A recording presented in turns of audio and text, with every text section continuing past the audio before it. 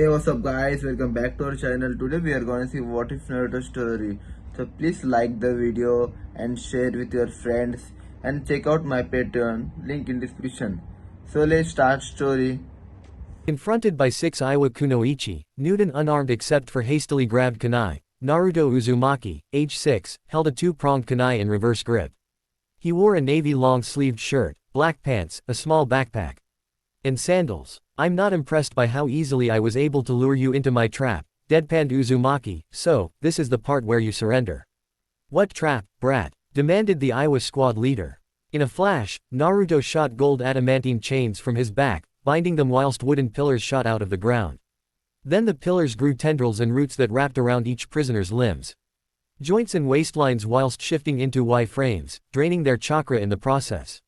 Wood clones strictly and efficiently bound the prisoners further whilst placing movement restricting and chakra suppression seals on them, further preventing the prisoners' chances of escape.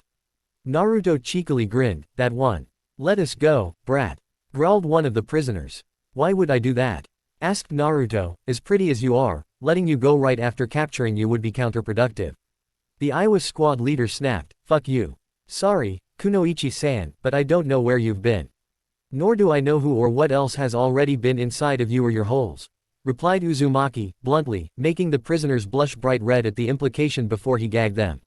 Took several photos of each prisoner, and searched them for any hidden weapons and seals. As his prisoners glared, Naruto mentioned, "By the way, Anko-chan, Neko-chan, Wolf-chan, Tenzo-nichan, Canary-chan, Raven-nichan, Dove-chan, Owl-nichan, Crow-nichan, and Inu-nichan, you can all come out now.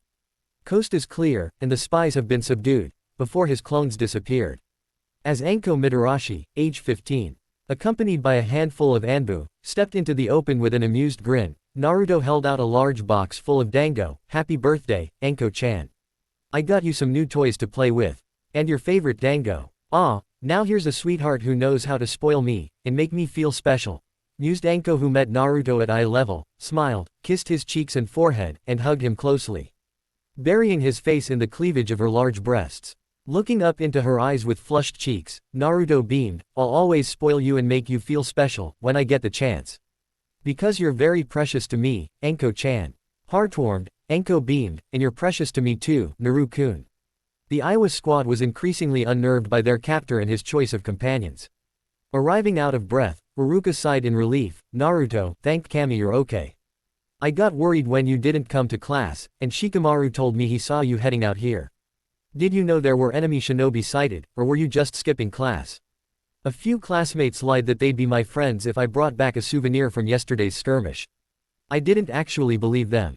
Regardless, I decided to lure the scouts into a trap, capture them, and signal the Anbu by flaring up my chakra. I've got cage-level reserves, so I'll need to work on my chakra control way harder than everyone else. As your sensei, I'd like you to tell me if anyone tries to trick you like that again. You could have been hurt, kidnapped or killed. Why would Iwa kidnap me? What am I worth to Iwa? When most of Konoha treats me like I'm worthless?" asked Naruto, skeptical. "Why would Iwa want one of my kind in their village?" "Your kind?" asked Anko as she met Uzumaki at eye level. "Aren't I a demon, like the villagers claim, while terrorizing, torturing, abusing, and beating me as close to death as they can?" replied Naruto, making everyone including the prisoners flinch. Kissing Naruto's forehead and cheeks, Anko embraced him. "You're Naruto Uzumaki, and you're my favorite treasure." Kissing Anko's cheek, Naruto returned the embrace. "I love you with all my heart, Anko Haim." Blushing, the snake mistress returned. "Ah, I love you too, Naru-kun." As Haruka turned towards him, Naruto asked, "Can my file say this was my first S-rank mission? I literally just captured 6 Iwa spies, who are all Jonin. By myself. And I expect full Anbu level payment for this. How about I treat you to some ramen?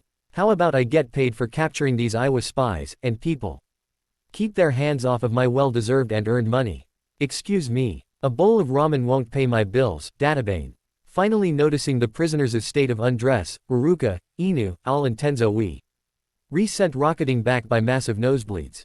"Why are they naked?" asked Wolf, amused. "After eating all of their food without them noticing, I destroyed their clothes, sealed away their equipment and any items of value, and found them bathing. Then I took some photos, and gave myself a little head start before leading them into a trap." "Cheeky Naru-chan," giggled Dove. "It was a little perverted to make them naked, stated Kanari.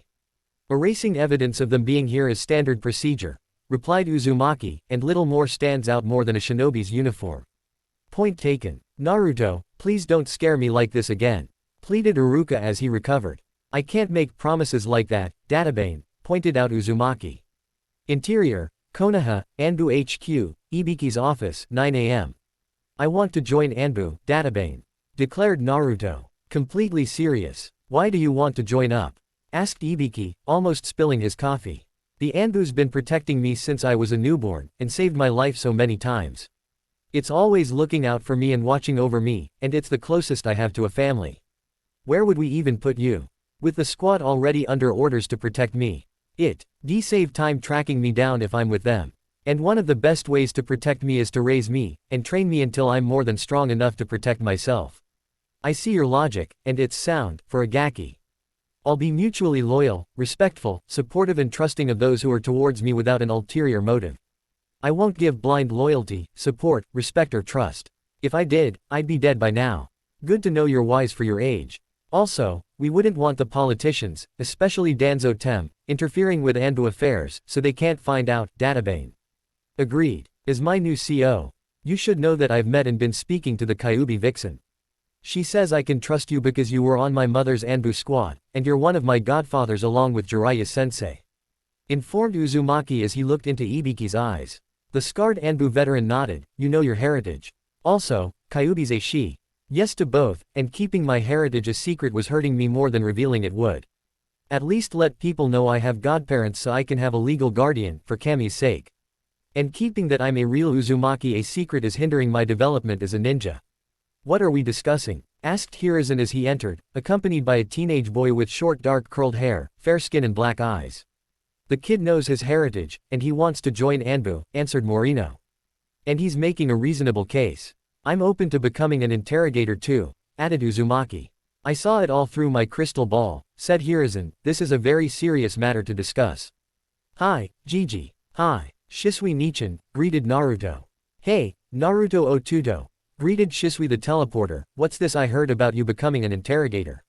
After all the things the villagers have done to me, I have plenty of ideas and inspiration for interrogation methods. Especially if I'm interrogating and torturing the civilian council. I know people say Anbu members need darkness. And I'm pretty sure being a Jinchuriki fills that requirement. A few days later. Interior, Konoha, Anbu HQ, Team RO Barracks, 7 a.m. As he entered in an Anbu uniform, Uzumaki was greeted by warm and friendly smiles.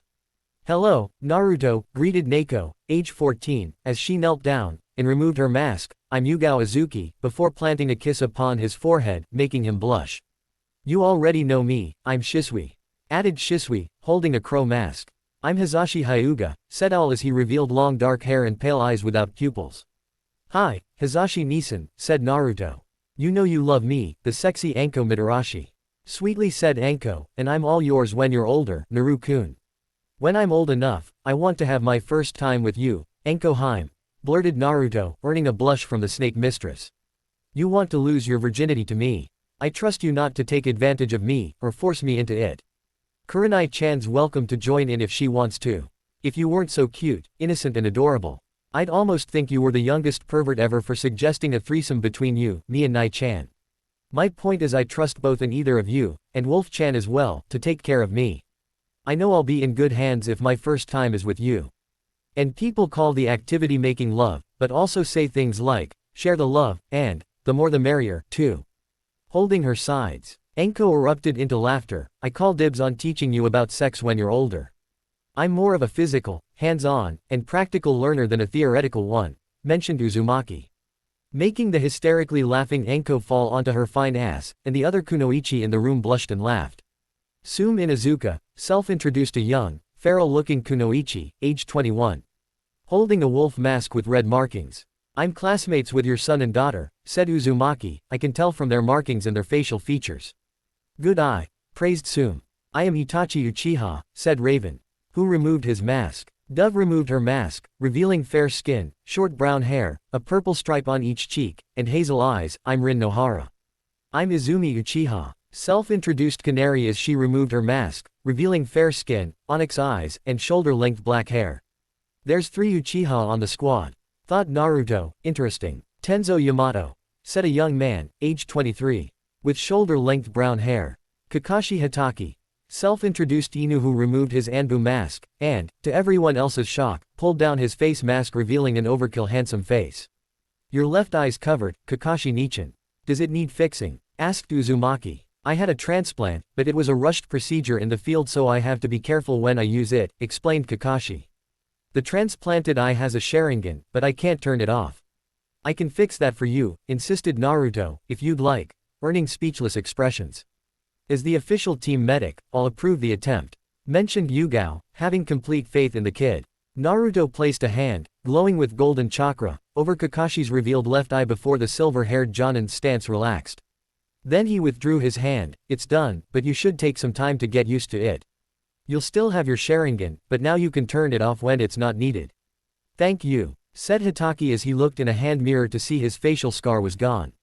You could try going without the face mask when you're not on a mission. Maybe. So, what code name have you received, Naruto-kun? Asked Yugao. Yami Kitsune. Answered Naruto who donned an expressionless black fox-like hunter nin mask with defined dark red eye outlines and whiskers. What do you think? You look so cute in your little uniform.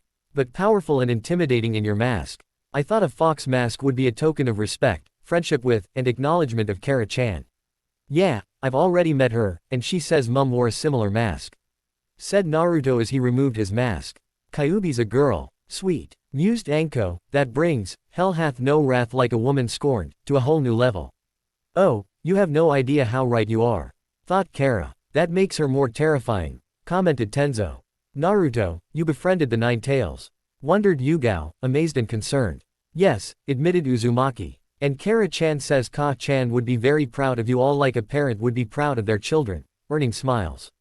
When you're with us, you can turn off your appearance masking seal, informed Kakashi. Naruto's complexion became fairer, his hair transitioned from blonde to Uzumaki red, his whiskers became smaller, and his eyes were purple with a ripple pattern. So, how do I look? Itachi, Izumi, Hizashi and Shisui's eyes widened. Rinnegan. Yes, confirmed Naruto who deactivated the dojutsu, revealing blue eyes. What should we teach you first? Wondered Sum. How about we go over what I can already do? And start from there, suggested Uzumaki. Sounds good to me. We'll make you a master of weapons, sealing and jutsu before you know it, added Yugao. Can we all get a group photo together? With and without our uniforms? Asked Naruto. I've never had family photos before.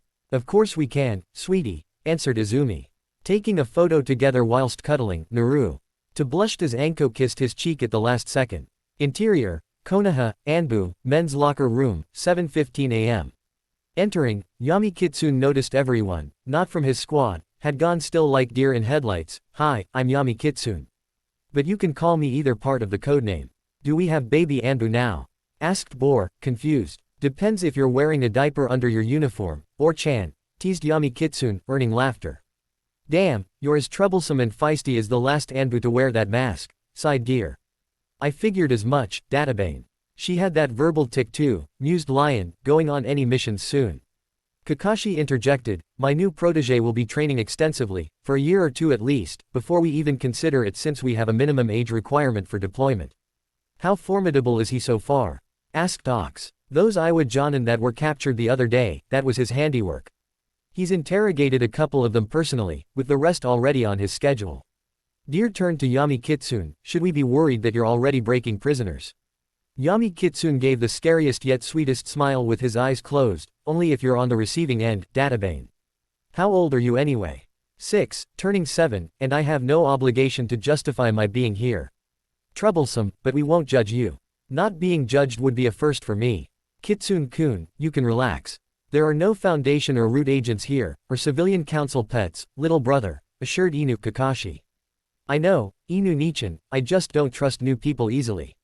Neither do I. Yami Kitsune turned to everyone, I hope we can all be brothers. Or as the Mandalorians say, vote in. Dolphin would like you, said Deer. I agree, Haruka likes the more interesting people in the village. Any bloodlines and chakra natures we should know about, so we can take them into account when working with you. Asked Dragon. Yami Kitsune's Rinnegan met Dragon's gaze.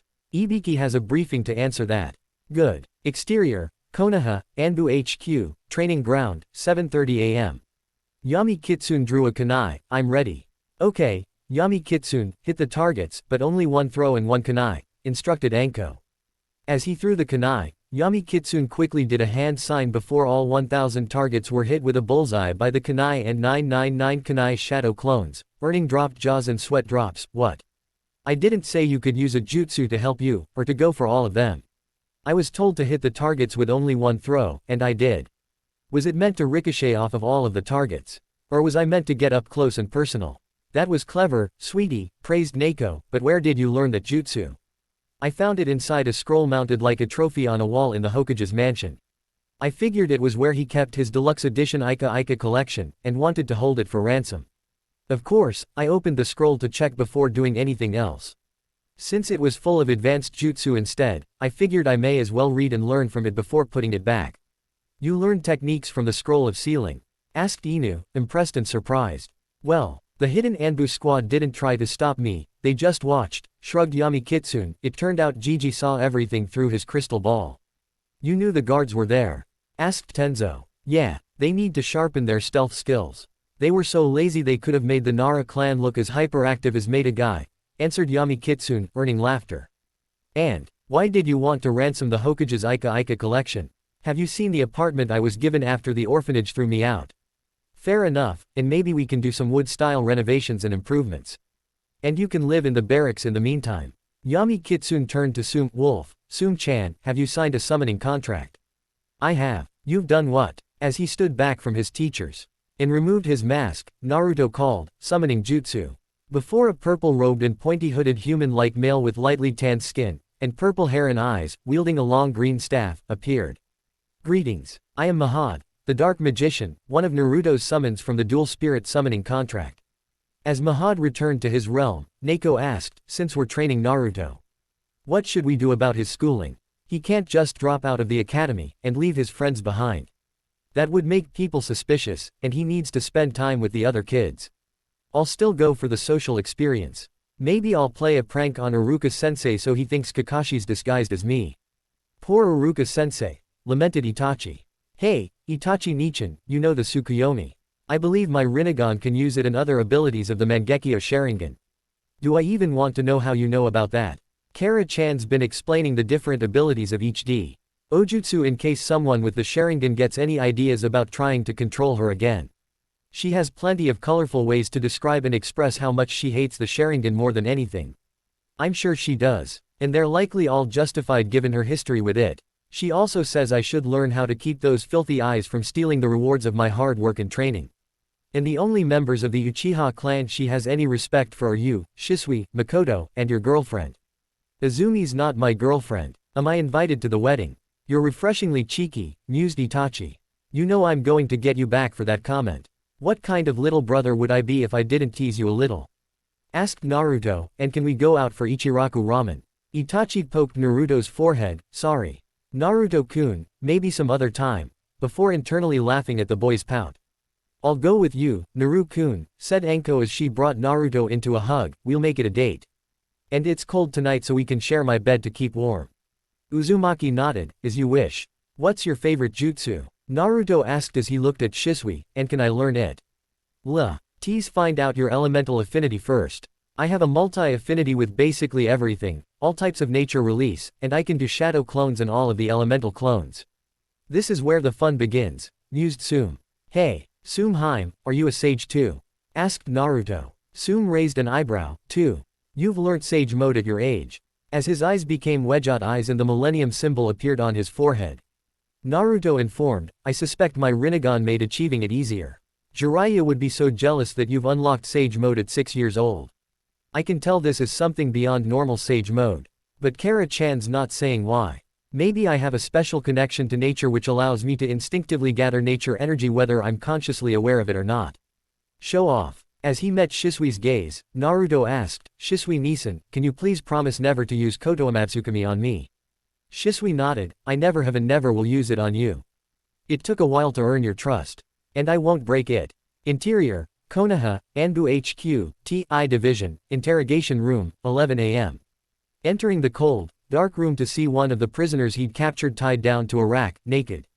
In an X shape, Yami Kitsune was like a phantasm in his movements. "Whoever you are, I won't talk," said the prisoner, fear increasingly evident in her voice as she trembled. Upon feeling the intensity of her interrogator's key, in a deep, ominous voice, Yami Kitsune replied, "Talk. It is not my intention to make you talk, I will make you scream." Interior, Konoha, Anbu HQ, T Division, Detention Block, 11 a.m. Through one-way glass, Anko watched the interrogation with a bowl of popcorn. "Damn, my Foxy-kun's putting on a good show. I'm officially in love with him. You're enjoying this too much," sighed Neko. Here comes the climax. Eagerly anticipated Anko before they could swear they heard the shriek of a Nazgul. "That's the scariest orgasm sound I've ever heard." "You haven't heard mine," chuckled Wolf. Tenzo shifted uncomfortably. "I am too young to listen to this conversation." "Your minds are as dirty as Inu's book," grumbled Ibiki. "He's torturing the prisoner, not fucking her." "They know. It's just Anko's sense of humor," replied Owl. "Speaking of, I worry how my niece would be influenced if she was introduced to Anko too soon." "Doesn't she have a crush on Naruto?" asked Dove. "Hiyashi and Hera find it adorable." "Did they have any plans to have another child yet?" asked Tenzo. "Not yet, but two of the suggested names for a girl are Kushina and Hanabi." "Kushina?" asked Wolf. Smiling, "They really loved our red-hot habanero, didn't they?" "We all loved and treasured Kushina Haim," answered Hiruzen as he appeared, "just as we love and treasure her mother, Tsunade Haim." Interior, Konoha, Shinobi District, Kurenai and Anko's apartment, living room, 8 a.m. "Naru-kun, you actually said that about us," giggled Kurenai, age 15, as she looked at the blushing Uzumaki who nodded. "He sure did," confirmed Sum. "And he looked so cute doing it," snickered Anko. Amused, Kurenai planted a kiss upon Naruto's cheek. "You're a very cheeky yet innocent boy, and I love you for it." Hugging Yuhi, Naruto beamed, "I love you too, Nai-Haim, and I always will." "Thank you, Naru-kun. The only one of us he didn't bring up when he said it was me," sighed Yugao, pouting. Embracing the purple-haired medic Nin, Naruto apologized. "I'm sorry for neglecting you, and making you feel left out, Yugao-chan." Hiding a blush, Yugao kissed his forehead. "Don't worry, Naru-chan, I forgive you. And I'll always love you, sweetie."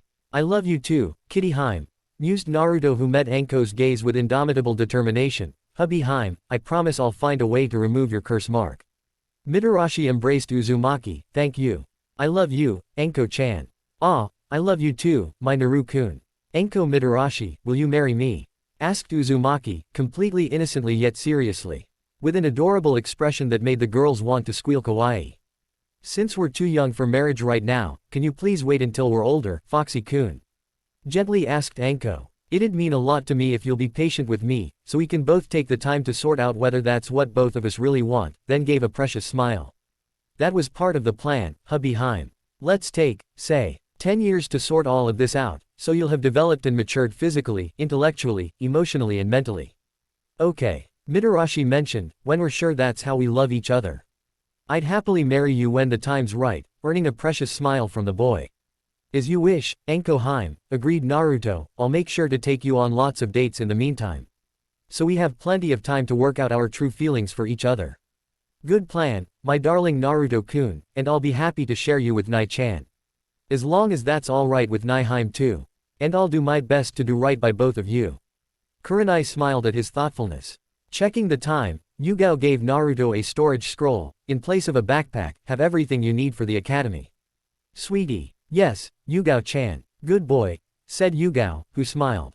"I'll walk you to school when it's time to go, okay?" asked Anko. "Okay, can I prank Iruka-sensei? As long as it's a harmless one." Interior, Konoha, Academy, Classroom, 10 a.m. "Naruto, how nice of you to finally join us. Where have you been for the last hour?"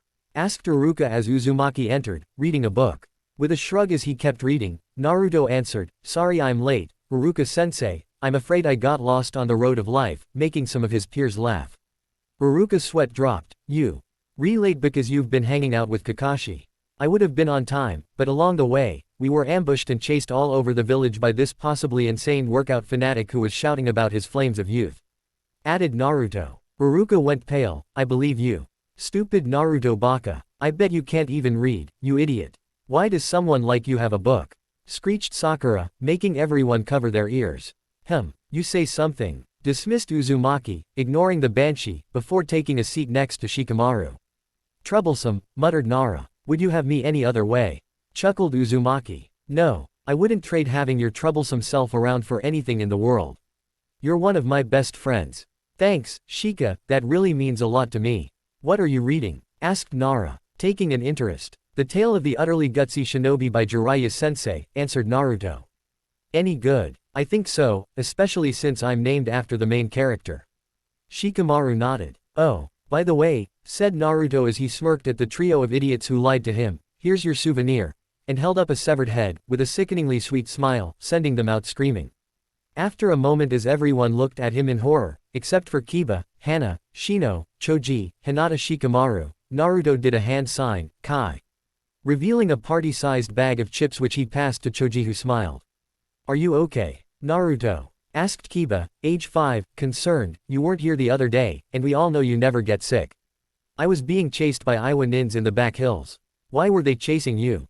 I ate all of their food, answered Uzumaki, earning a high five from Choji. I'm a growing boy, ya know. Before doing a discreet hand sign, and whispered under his breath, muting jutsu. You're always thinking with your stomach, baka. Screeched Haruno, at the top of her lungs, almost making ears bleed, before completely losing her voice. Sound off, quipped Naruto. Thank you for shutting her up. Naruto, said Hana, age 5, gratefully, as she smiled at Uzumaki. My pleasure, Hana, right. Yep, nice to meet you. Nice to meet you too, Hana-chan, mused Naruto, with a grin. Mischievous. Hana asked, oh, am I Hana-chan already? Naruto ruffled the back of his hair, is it okay if I call you that? You have no idea how to talk to girls our age, do you, Naruto-kun? Talking to a short-tempered and impatient cage surrounded by a tree's worth of paperwork would be easier for me to master the art of, admitted Naruto, making his peers chuckle. Interior, Kumo, Raikage's tower, office. The mighty, intimidating powerhouse that was the fourth Raikage sneezed, blowing his desk and the accompanying stack of paperwork across the room. Achoo, achoo, do you need a tissue? Rapped Killer Bee as he entered the room, earning a glare from his brother. Interior, Iwa, Tsuchikage's tower, office. Whilst taking a sip of tea, Onoki sneezed, causing the hot beverage to spill onto his paperwork in his lap. Interior, Konoha, Academy, classroom, 10:10 a.m. I've gotta learn the muting jutsu, sighed Iruka, and Sakura, you have detention for repeatedly screaming in my classroom. And abusing your peers. As the jutsu was released, giving her voice back, Sakura sneered, it's only Naruto Baka, so it's fine, my mum says that Baka deserves it because he's a freak. You've gotta stop being so mean to Naruto, interjected Ino. Sakura, consider yourself suspended for the next month. Snapped Iruka, who gestured to the door. Now, get out of my classroom. My mum will hear about this. And make both of you pay. This is the Shinobi Academy, reminded Shino, the civilian council has no authority here. As Sakura left, Iruka cleared his throat, when I call your name. I want you to stand up, and tell me your goal for the future or what you want to be when you grow up. Yes, sensei, chorused the class. Shikamaru, you're first. Troublesome, muttered Shikamaru as he got to his feet. When I grow up, I want to be a jonin, a positively impacting leader for my clan, and to have a family with a troublesome woman. Ino, your turn. Ino stood, when I grow up, I want to master my clan techniques, and be a medical nin like Tsunade Senju. Tenten, you're next. Tenten stood, I want to be a great kunoichi and kenjutsu master like Yugao Azuki. With skills that surpass the 7 shinobi swordsmen of Kiri. That's a nice one. Yakumo stood, when I want to grow up, I want to be a master of genjutsu like Kurenai Yuhi. Rock Lee, the bushy-browed boy stood. I want to prove myself an excellent shinobi despite my handicap, like Maeda-gai and Maeda-dai. Naruto, you're up. As he stood, Naruto simply said, when I grow up, I want to be happy and loved. Earning concerned looks from his peers. Fair enough, but is that really all you want? Asked Iruka, hoping for something a little more cheerful. Was I supposed to say something like, I wanna be Hokage? Datbeo? Asked Uzumaki, making people snicker, or maybe something a little more dramatic and intense like. Naruto spoke in a deep, chilling, stoic monotone, I'm going to show the world what true pain is, and stop all wars with the terror that pain will inspire, whilst a chill ran down everyone's spines. Iruka paled, you really worry me, sometimes, you know that. Writing in his notebook, Naruto shrugged, my real goal's to find a way to safely remove Orochimaru's curse marks, so I can help someone I love. Exterior, Konoha, Academy, rooftop, 12:30 p.m. Sitting across from Shikamaru, Choji, Shino, Ino and Hinata, Naruto took out an ocarina. Do you mind if I practice? You're learning an instrument, asked Hinata. That's wonderful. Naruto soothingly played concerning hobbits, earning smiles and a round of applause when he finished. It seems you are a natural, and the tune was quite pleasant, praised Shino. My colony also expresses its appreciation. What's your secret to having learned so quickly? Asked Shikamaru. Shadow clones, answered Uzumaki. Troublesome. Legend says Tobirama Senju invented shadow clones to vanquish an evil so great and terrible that to this day it's remembered and feared throughout the elemental nations as Cage's bane. What could be so terrifying that it earns a name like that? Asked Hana as she joined them. After a dramatic pause, Naruto answered, paperwork, making his companions erupt into laughter, except for Shino who smiled and allowed himself an amused chuckle. Exterior, Konoha, Academy, Courtyard, 1 p.m. First match will be Sasuke Uchiha vs Naruto Uzumaki, said Iruka. With a small smile, Naruto met his opponent's gaze. Good luck, Sasuke. You're the one who needs luck, you're fighting an Uchiha. I'll be fine as long as your fangirls don't interfere. I don't need them fighting my battles for me. Tell that to them. After exchanging several series of combos without landing a strike on Uzumaki, Sasuke was hit in the gut before he leapt back, and did hand signs, fire style, fireball jutsu. Water style, water dragon jutsu. Countered Naruto as the latter jutsu went through the former, and knocked Uchiha onto his back, leaving him soaking wet. You okay? Asked Naruto. Getting up with a groan, Sasuke replied, yeah, but my dad's going to be disappointed that I lost. And how did it make you feel? Like I need more training, sighed Uchiha whose eyes widened. Mum's going to be furious that I used fire style at school. Not as much as she'd be if you'd actually burnt the school down, pointed out Naruto, causing Sasuke to pale. Okay, you two, do the sign of reconciliation and move to the side so the next match can begin, said Iruka, and the two boys complied. Also, we will only be using taijutsu now. The class echoed, yes, sensei. Next match is Shikamaru vs Tenten. Troublesome, fighting a girl, groaned Shikamaru. What a drag. I heard that, indignantly said Tenten. Oh, can I forfeit? Asked Shikamaru, nervous. Iruka shook his head. No. Crap. Omake. Exterior, Konoha, Shinobi Academy, Courtyard. Naruto, how old are you, again? Asked Iruka. Uzumaki raised an eyebrow. 6. You don't sound or act like it, at all. Neither did Kakashi or Itachi when they were my age, but nobody questioned them thinking like adults when they were kids. And Son Gohan was fighting aliens and going to space when he was 5. Point taken. I also have a few passive mental kekkei genkei, an eidetic and photographic memory, natural heightened awareness, and basically unlimited chakra. My brain must have developed super early as a result. That actually makes sense, even though it sounds like the kind of plot device that'll only be mentioned once and forgotten about later. Like Goku being able to read minds on Namek, sighed Iruka. And where did you learn half the words I've heard you say during class? Well, I used 1,000 Shadow Clo NES to read everything in the civilian and shinobi libraries, so I learned a few things. I'm not even going to ask how you're able to handle the mental strain that would take on you, if that's true. Benefits of being an Uzumaki. Databane. Shrugged Naruto. A few weeks later. Exterior, Konoha, Anbu HQ, private training ground, 4 p.m. Wood style, wood dragon jutsu. Called Naruto before Amasi. They wooden dragon ascended from beneath the ground and lunged towards Tenzo who narrowly evaded. How do you know that jutsu? Asked Tenzo. I basically had a tutorial in my mindscape made from Q-Cha.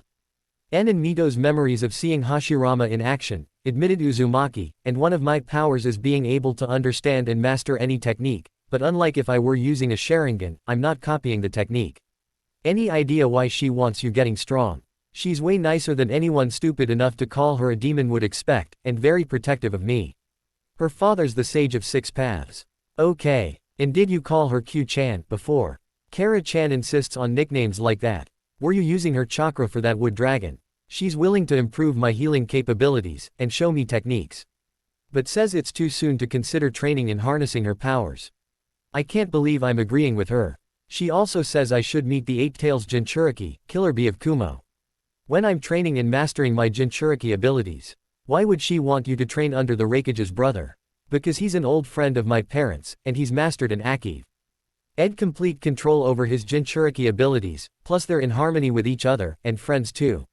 Only problem with contacting him is how strained relations between our villages have been. I also want to learn as much about sealing as possible, to honor my parents and the Uzumaki clan, and so I can learn how to free Anko-chan from the curse mark. I can help you master the basics of sealing. And bring you learning material from our library to help with that. Sounds good, Tenzo Nichan. If we're lucky, we might be able to convince Jiraiya-sensei to teach you next time he's in town. Kara-chan says that finding out I'm alive will be enough to convince the pervy sage to teach me, said Naruto. Tenzo burst into laughter. Pervy sage. Kara-chan says it's what mum used to call Jiraiya-sensei of the Sanin, who's also one of my godfathers. Promise me you'll continue that trend. Wanna see another jutsu I learnt in my subconscious's training ground, for lack of a better term. Sure. With a cheeky grin, Naruto said, don't blink, before throwing a kunai which multiplied by 500, then there was a yellow flash as he disappeared, and reappeared holding the original kunai in a reverse grip. Naruto threw several more of the kunai into various targets in a round perimeter, said, Rasen Flash Super Circle Dance Hall Stage 3, and once more became a yellow flash that raced around the training ground. Returning to Tenzo's side in a flash, Naruto asked, what do you think? I think the name needs shortening, and that you're going to give someone a heart attack. Interior, Iwa, Tsuchikage's office. A short, balding, big-nosed, fossil of a man sneezed, causing his mountain of paperwork to fall on top of him, knocking him off his chair, onto his aching back, and burying him in the accursed forms.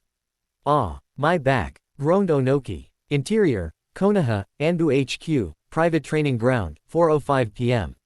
I think I'll shorten the name to Raijin Flash, said Naruto. If you keep doing it in the circle, you could call it Raijin Vortex too. That's actually pretty good too. Tobarama-kun invented the original technique, you're probably just rediscovering undocumented moves he created, said Kara. Through her link to Naruto, I'll give you credit for the effort in renaming long-lost moves, though. At least if he hears them, he won't think you're being a comedian. Thank you for the compliment. My lovely Vixen-chan, thought Uzumaki. I love you too, my dear Naru-kun. Later. Exterior, Konoha, Training Ground, 10:30 a.m.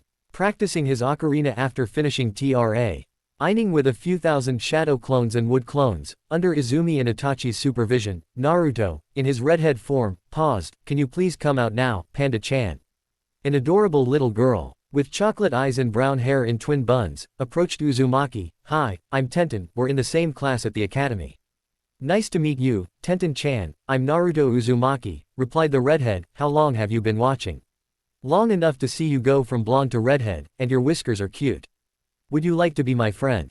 As long as you be my friend too. Deal, agreed Naruto, who mentioned, Hinata-chan. I know you're there too, before the Hyuga heiress approached. A few weeks later. Exterior, Konoha, Hot Springs, Path, 12 p.m. Hey, Tem, shouted Naruto, as a redhead, as he crept up behind a man with very long spiky white hair, who was peeking through a hole in the wall to the women's bathing area. Turning towards the boy, who discreetly activated a voice projecting an echoing jutsu. The pervert self-introduced, I am no mere pervert, you naive boy, I am Jiraiya the Gallant, Toad Sage of Mount Myoboku, author of Ika Ika. And I am a super pervert. With a dramatic gasp, Naruto exclaimed, you're the pervy sage, before canceling the jutsu, making Jiraiya facefo. As he felt intense concentrations of bloodlust, Jiraiya froze in dread before AD. Ozen, pissed off towel and swimsuit-clad Kunoichi, beat the crap out of him. Why did you have to do that to me, kid? Instead of peeping in every hot spring and bathhouse across the nations, you should be looking after Naruto, Databane. Jiraiya stiffened, how do you know about my dead godson? I'm not dead, I'm standing right in front of you, Databane. Shaken, Jiraiya fell to his knees as tears ran down his cheek. Oh, Kami. You're alive, I'm so sorry I haven't been here. If I'd known you were alive, I'd have been here taking care of you instead of abroad managing Konoha's spy network. I'll forgive you if you train me, make up for lost time, and teach me Fuinjutsu. Deal, and this isn't how I wanted to meet you. Who told you I was dead? The council. You mean Danzo Tem lied. Like the politician and manipulative piece of trash he is. The civilian council shouldn't have known about you being my godfather. And the clan heads wouldn't dare lie about something like this if they knew. Especially not the Inuzuka clan. Got that right, cutie, agreed Sum as she appeared, in two towels, one wrapped around her waist and the other around her chest as a makeshift top. Pervy sage, if you try peeping on Sum-chan, Or any other woman in this village, I'll put you under a genjutsu that shows you made a guy's Colgate smile in the sunset technique on a loop for 72 hours, threatened Naruto. And there'll be 1,000 of him, oiled up and naked. Sume erupted into feral laughter at the horror on Jiraiya's face. If you get any paler, you're going to look like Orochimaru Tem, teased Uzumaki. I'll still be more handsome than him. By the way, Gigi wants to see you, so don't get lost on the path of life on the way to his office, said Uzumaki. You have 2 meters. Inutes before he sends Anbu to bring you by force, or I can deliver you via airmail. What do you mean by that? Asked Jiraiya, who was lifted off the ground by an invisible force. Lining up Jiraiya's trajectory with the Hokage's office, Naruto grinned, almighty push. Before the lecherous sage blasted off like Team Rocket. That was hilarious, Naru-kun, mused Sume, who was laughing so hard, whilst her impressive, perky, round, full DD cup breasts jiggled, that her towels came undone, giving him a perfect view of her naked body, which thankfully nobody else was around to see. As time around him seemingly froze, he re-wrapped her towels around her whilst admiring her figure, and used a couple of safety pins to keep the towels from coming undone again. As time resumed, Sume raised an eyebrow. I could swear my towels just fell off. They did, but I used super speed to fix that. Oh, did you take a peek and have a nice feel of these in the process? She asked, gesturing to her tits. Briefly, while wrapping the top towel around you to cover them back up. If you don't mind me saying, they're very well developed, nice and firm with soft skin. I found seeing them pleasant, especially up close. Uzumaki gave the cutest smile, and you're one hell of a damn sexy bitch with mesmerizing eyes, curves in all the right places, a fine ass and beautiful breasts, my dear Sume-chan. Grinning with flushed cheeks, the feral woman laughed. Only you could say something like that to my face, at almost 7 years old, look like an innocent little angel in the process, and live to tell the tale. His cheeks flushed. Thanks, Sume-chan. You're welcome, Naru-kun, snickered Sume, and it's a bit too soon to be thinking about women's bodies, isn't it? Too late to ask that. True. And Kushina had no verbal filter when it came to compliments that others might think were a bit much. I have an idea for an anti-pervert jutsu that's also an upgraded version of the henge. But I'd probably be mistaken for a pervert while developing or using it. Oh, what's it gonna do? Turn you into a naked woman? Naruto shrugged. Well, if it works. The next day. Interior, Konoha, Ninja Academy, 9 a.m. Taking the roll, Haruka called, Naruto Uzumaki. Before falling backwards off of his chair in alarm as a kunai with a tag attached flew into the back of his clipboard, making most of the class laugh. Reading the tag as he got to his feet, Haruka saw Naruto in the back row, with a camera. Good morning to you too. What do you mean? Do you mean to wish me a good morning? Asked Naruto. Or that it is a good morning whether I want it or not? Earning raised eyebrows, or perhaps you mean to say you feel good on this particular morning. Or are you stating this as a morning to be good on? All of them at once, replied Haruka as he scratched the back of his head, and please don't throw kunai at me in answer to your name being called, before an origami bird landed on his desk. I was using nonverbal means of communication. Right. As Haruka lectured the class on the Kyuubi attack, Naruto, with Kara watching from his mindscape with popcorn, raised his hand. Haruka-sensei. Was the Yondaime Hokage intentionally being monumentally stupid? Earning stunned expressions whilst Kara erupted into laughter. Excuse me? Asked Haruka, aghast. There's a universal balance of pow. Between both the Biju and between the shinobi villages. One can't truly kill a Biju, they're literally sentient masses of pure chakra with physical form. The most you can do is make them go through a regeneration cycle. Since they're immortal, where are you going with this? Every other village to encounter them seals Biju away, often inside people. If Yondaime-sama was reckless enough to do the former with the strongest of the 9, he left Konoha significantly vulnerable to invasion from other villages, like Iwa, and their Biju in the wake of us losing him, a large number of shinobi. And the fox is our way of telling them to back off. What do you mean they seal Biju inside people? Asked Choji, curious. Some of the most complex and advanced seals can seal a Biju inside a person. And even allow that person to eventually harness the Biju's chakra. Such people are often called Jinchuriki, the power of human sacrifice, elaborated Naruto. Biju are typically sealed inside babies, ideally newborns. Since their chakra network and coils haven't developed yet. That way, they'll have time for their chakra coils to adapt during development so they can handle Biju chakra as well as their own. We don't even teach sealing at the academy, stated Haruka, jaw dropped. How do you know about something like that? Better question. Why in the name of the Sage of Six Paths isn't Fuinjutsu one of the most useful, powerful and invaluable skills ever, taught at the Ninja Academy? Why wouldn't we be taught something so important? As he shinned onto Hiruzen's desk, facing towards a huge, muscular, heavyweight champion of a man in an open white haori, Naruto scowled. Watch that temper when addressing Hokage Gigi, or I'll punch you in the face. Lord I, the fourth R. Ikage laughed heartily until he realized Uzumaki wasn't joking.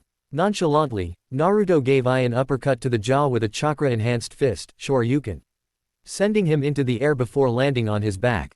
Rubbing his jaw as he got up, I asked, boy, can't you tell I'm the Raikage? That's why I pulled my punch, Lord WrestleMania, Databane, answered Naruto, earning stifled laughter from a little girl, Naruto's age, with blonde hair and blue eyes, accompanied by Karabi aka Killer Bee.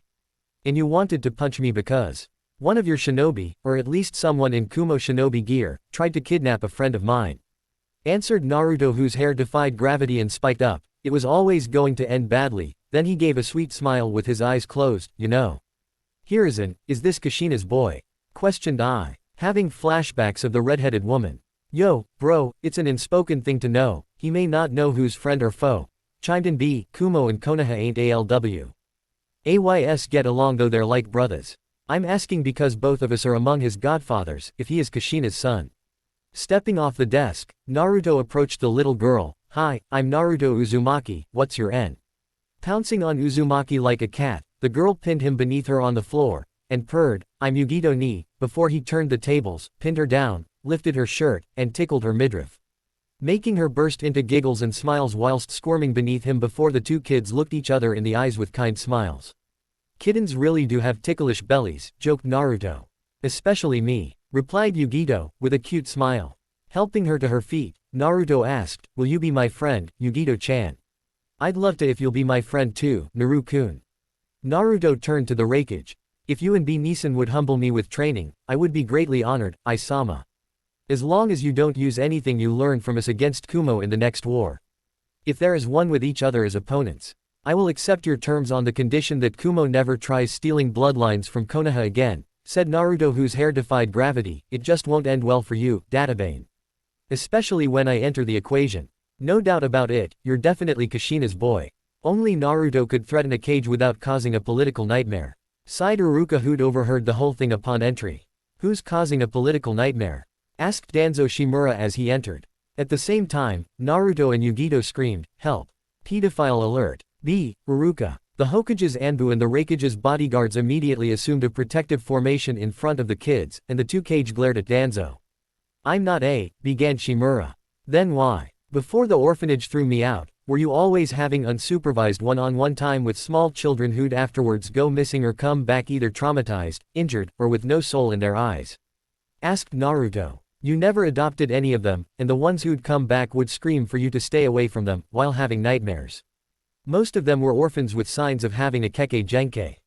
How do you even know what a keke genkai is? Really? You're asking an academy student that question. Wow, you're not just a pedophile, you're a senile pedophile.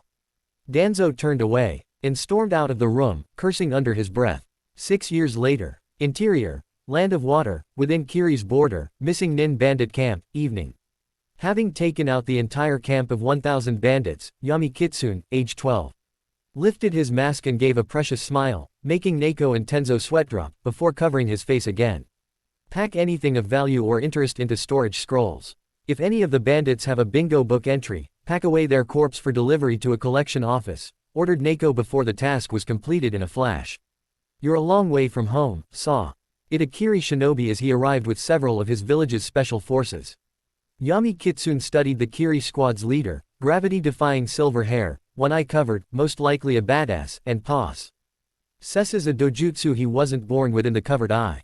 You must be the infamous Kakashi Hatake. The Kiri nin's face faulted whilst Yami Kitsune's comrade's sweat dropped. I'm Commander Ao of the Kiri Anbu, and it's actually blue hair. Self-identified Ao, who are you? I'm Yami Kitsune. What's your business here? I'm not at liberty to say, Commander. Now, if you'll excuse us, we'll take our leave.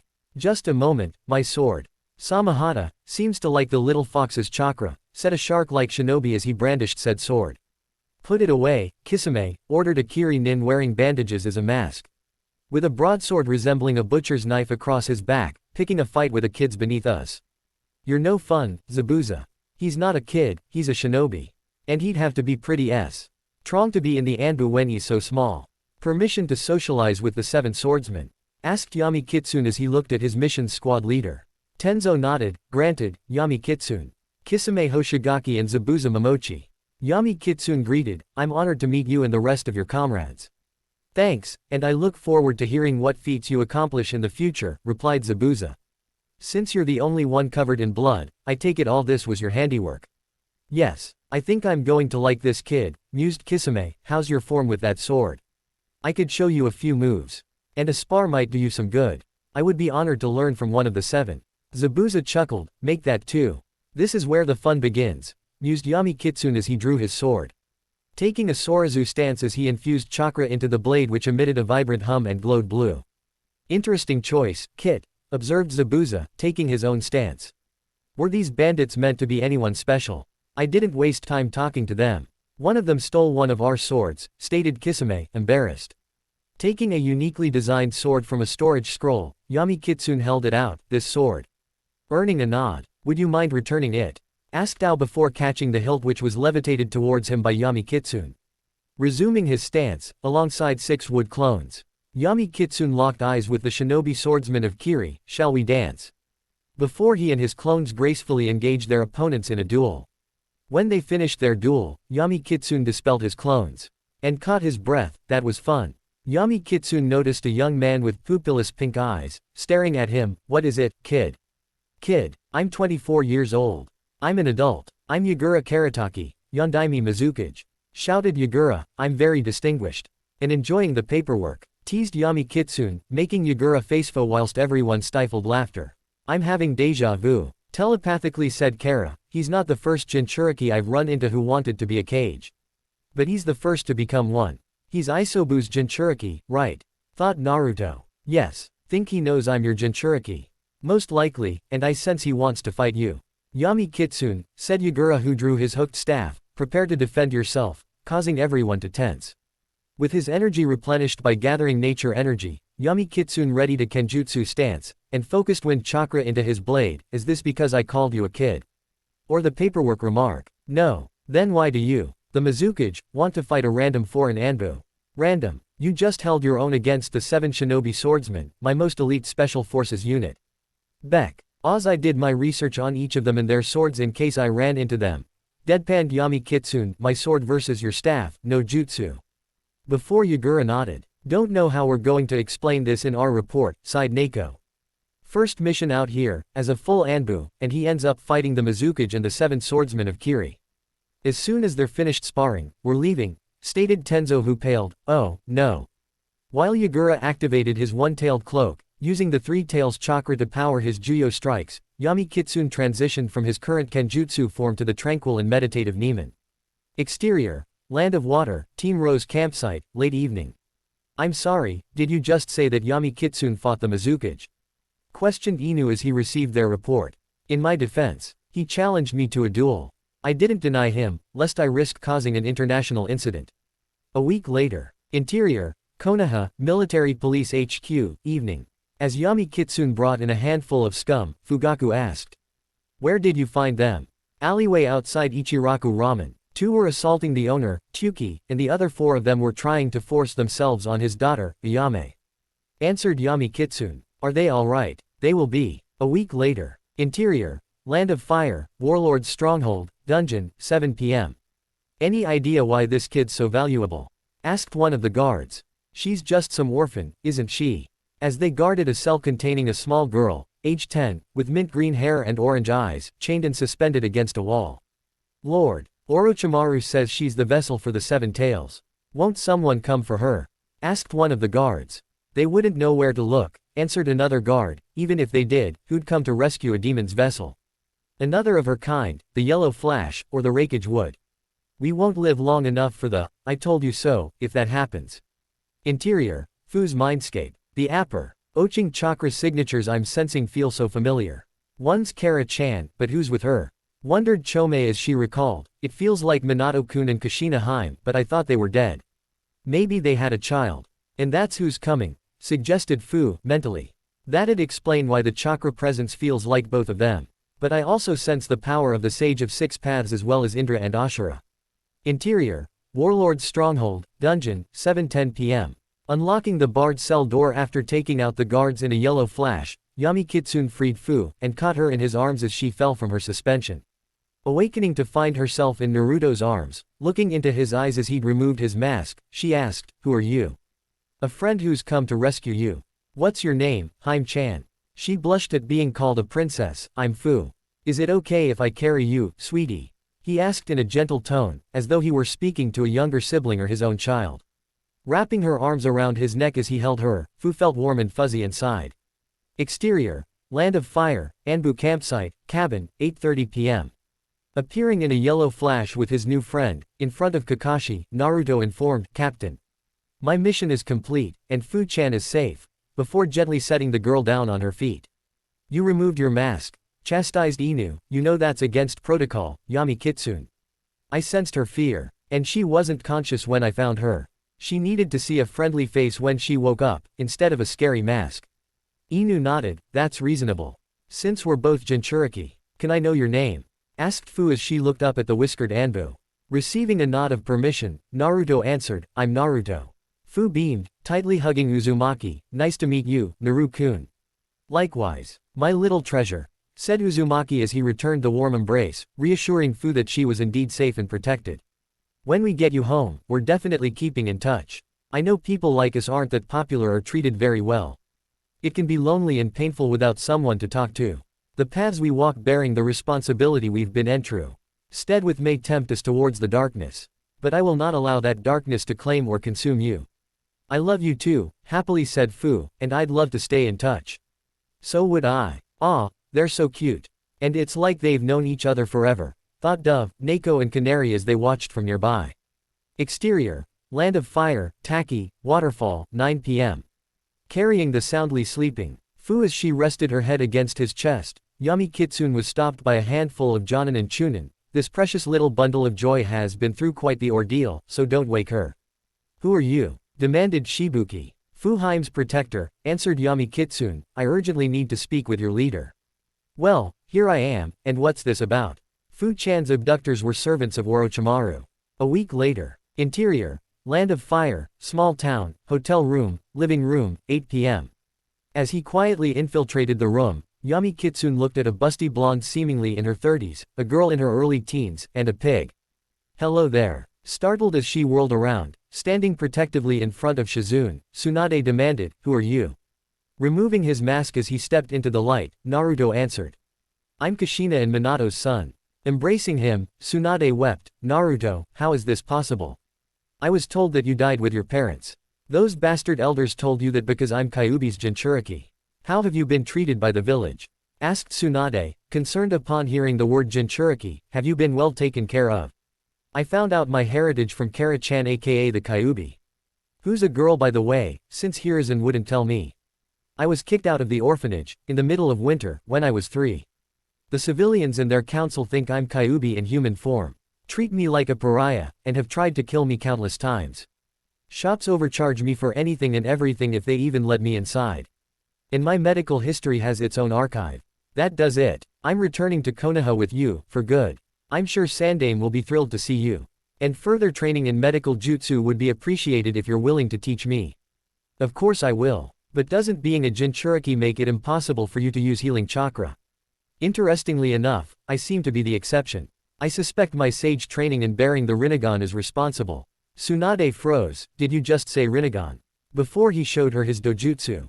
"By the way, you owe me 12 years worth of birthday presents, Ba-chan."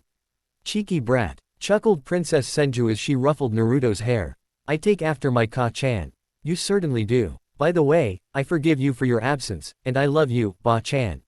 "I love you too, sweetie," mused Tsunade, who kissed his forehead. Then placed a necklace around his neck. "This was going to be given to you on the day you were born." Later. Interior. Konoha, Hokage's tower, office, conference room, morning. Entering with Hiruzen, Tsunade and Jiraiya stood before the council with a furious scowl. Raven, Crow, Inu, Canary and Yami Kitsune watched from the shadows. "Tsunade, Jiraiya, Welko. Began Danzo, who received a punch to the face, sending him flying across the room. How dare you? Growled Tsunade, how dare you bastards lie to us about my grandson? About Jiraiya's godson, how dare you lie to us? And tell us he was dead. Who is this grandson you speak of? Don't play dumb with me, you piece of shit. You know damn well I mean Naruto. Bellowed Tsunade, shocking the council. And I know exactly what you bastards have been putting him through. Do you have any proof of relations? Sneered a civilian council member. How do we know this isn't some trick by the demon? How do we know he hasn't corrupted you? Quote, the only corruption here is spread by the greed of the civilian council, scoffed Jiraiya. Tsunade and I are both aware of Naruto's situation, and we are furious. Disgusted and appalled by this village's treatment of him. Minato would be horrified, ashamed, furious and disgusted. He wanted Naruto to be seen as a hero, and the savior of the village. Not for him to be abused, hated, ostracized, discriminated against, and made a pariah and scapegoat. Yondaime-sama would have wanted, began a civilian. Don't you dare claim to know what Minato would want better than I do. Bellowed Jiraiya. People like you disgrace Minato's memory every time you harm, insult, abuse and mistreat Naruto. Effective immediately, Naruto's now undermine and Jiraiya's legal guardianship is where his family. Asserted Tsunade, radiating bloodlust. About time this happened. Agreed Fugaku, many of the clans have expressed interest in adopting Naruto in your absence. Though I know how inappropriate it would have been if mine did so, for reasons I need not specify. Fair enough. Of course the demon controllers would want their pet demon back. Sneered a civilian. I bet the Uchiha were behind the whole thing. Why else wouldn't they have done anything to stop the beast in its rampage? And why else would they always protect the reborn demon fox from his punishment? Before Yami Kitsune decapitated them. Hiruzen turned to the civilians, get out. Mebuki began, but, get out of my sight before I have you executed. Roared Hiruzen, radiating bloodlust, before. The civilian council was forcibly removed from the building. We had orders to evacuate the people to the shelters, and stay away from Kyuubi, because Danzo was already accusing us of being behind the attack, clarified Fugaku. In fact, he was so quick to accuse us one might think he was trying to divert suspicion away from himself. That's quite the accusation, Uchiha, sneered Danzo. Where's your evidence? Where's yours for your accusation? The orchestrator had the Sharingan. So does Kakashi Hatake, yet I don't recall anyone accusing or blaming him. That night, members of my clan were found dead, with wounds consistent with tipless Tonto blades, and their eyes missing. You wouldn't happen to know anything about that, would you, Danzo Tem? Rising to his feet as he activated his Byakugan, Hiyashi stared at Danzo. Danzo has a Sharingan eye under his bandages. In righteous fury as he approached, leaking ki, Fugaku slammed Danzo against a wall, pinned him, and reclaimed the stolen eye. How dare you steal the Sharingan? It was in the village's best interests, stated Danzo, stoic. No, Danzo Tem, it was for your own ambitions and lust for power, accused Fugaku, all these years. You've kept requesting to induct young Uzumaki into the Foundation, your Route 2.0. And now we discover you're in possession of stolen Sharingan eyes. It's quite clear what your intentions have been for both the boy and the eyes you've stolen, from the very start. As if you yourself haven't thought about using your visual prowess to control a Jinchuriki and their tailed beast, Wicked Eye Fugaku. I am neither you nor Madara, and I won't let you harm or use the child as your weapon. Enough, shouted Hiruzen, radiating bloodlust. Danzo, you're to return all Sharingan eyes in your possession. Fugaku, please consider the possible long-term repercussions if you were to kill Danzo before doing so. Given the current circumstances, killing him like this would only make people think he was right. Unhappy but knowing Hiruzen was correct, Fugaku gave a final stare at Danzo before returning to his seat. I don't like this, Lord Hokage. We have dojutsu theft laws, and Danzo's broken them. As Danzo and the elders were forcefully removed from the room, Hiruzen sighed, I hope things don't get out of hand when the rest of your clan finds out. They're about to learn someone ith open prejudice against them has murdered an unspecified number of their own, and stolen their Kekkei Genkei, stated Fugaku. They'll be furious and outraged, especially the elders. They may very well see this as the village stabbing us in the back, and launching a preemptive strike against the clan. If the latter, they will undoubtedly wish to retaliate in some fashion. This is going to be so damn troublesome, groaned Shikaku. Agreed. Interior, Konoha, Uchiha Compound, Meeting Hall, 7 p.m. As Fugaku informed his clan of the thievery, he felt a chilling presence watching from the shadows. If we don't strike back against the village soon, they'll wipe us out. Shouted an elder. We could find the Jinchuriki, and use our visual prowess to control him so he fights our enemies for us, suggested another elder. A Sharingan controlling a Biju is how we all ended up in this situation in the first place. Reminded Fugaku, and none of you are to lay a finger or genjutsu upon the boy. We're already suspected of being behind one Biju attack. It would only make matters worse for everyone if we actually caused one. And what would we accomplish if we went through with such a careless plan? Asked Izumi. Our own extinction, a civil war sparking a fourth great ninja war. Proving Danzo, and people like him, right. Who asked for your opinion, you half-breed trash. Sneered. Another clan member before a firm hand gripped their shoulder. Apologize to my daughter-in-law for your disrespect, now, commanded Fugaku. Interior, Konoha, Uchiha Compound, Fugaku's house, dining room, 7:30 p.m. How was the academy? Sasuke asked Makoto, whilst dishing up. It was alright, but fangirls are so annoying, especially that Haruno girl. And I don't really know what to think of Naruto. He's nice enough for an outsider. But he always holds back against everyone during sparring, answered Sasuke, although not as much against teachers who are mean to him. Sometimes the display of one's own power and skill depends on those of their opponent, chimed in Fugaku, and they were likely going all out against him, if they really despise him. Okay, I guess that makes sense. Exterior, Omegakure, rendezvous point. 2 p.m. Arriving invisibly, Naruto, in his uniform, saw an army of mercenaries, shinobi en route led by Hanzo of the Salamander holding a blue-haired woman hostage. Araya and two figures in black robes with red clouds stood across from them. Hanzo, you will release Konan right now, or so help me, began one of the cloaked figures. You'll what, Yahiko of the Akatsuki? Deadpanned Hanzo. Then there was a yellow flash as Konan was suddenly free, standing next to her friends, whilst Hanzo's allies dropped dead. Naruto appeared in front of Jiraiya and his companions, with his back to them. You who used the flying Raijin, step forward and identify yourself, requested Hanzo. Removing his mask, Naruto glared with his Rinnegan, I am Naruto Uzumaki Senju. I hereby christen you Raijin's wrath. I shall remember you, declared Hanzo before Naruto cut him down in a flash, severed and sealed away his head, and burnt the rest of his body whilst blowing away his poisonous gas with wind style. Naruto turned towards his grandfather, Lord Hokage and Fire Lord Zuko personally sent me to aid you. The Fire Lord and Hokage sent you. Why would they help us? Asked Konan. Isn't all of this the Leaf's fault? Only Danzo Shimura is responsible. He neither acts for nor speaks for anyone in Konoha or the Land of Fire. He's a war criminal in the eyes of both. So, what are you going to do about this Danzo?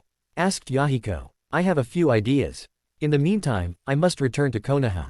However, summons will act as our messengers to inform you and Jiraiya-sensei when Danzo's been dealt with. Answered Naruto before he vanished in a flash.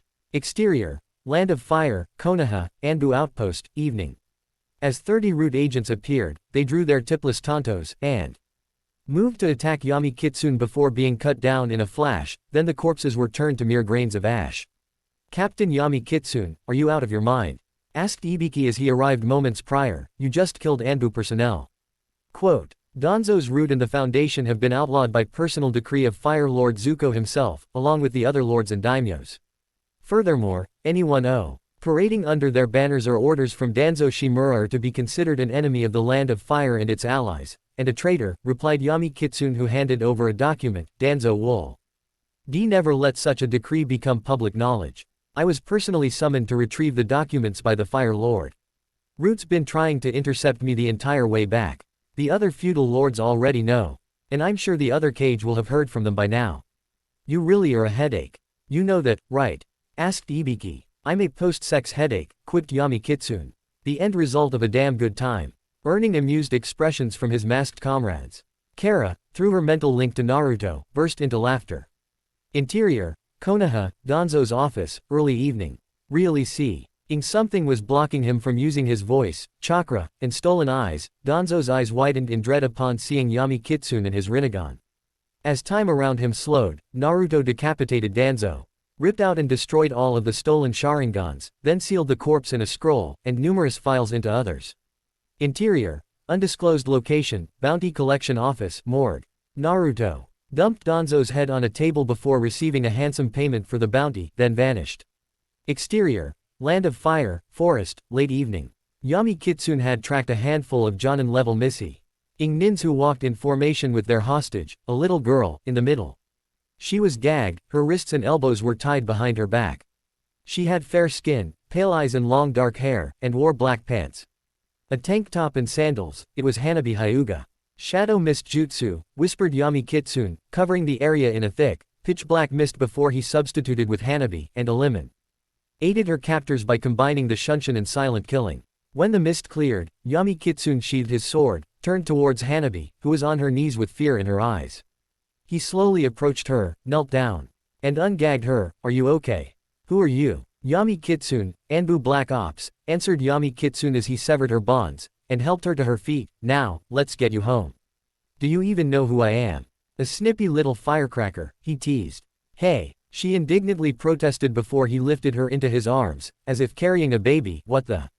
Put me down. I will when I get you home. He dismissed before they vanished in a flash.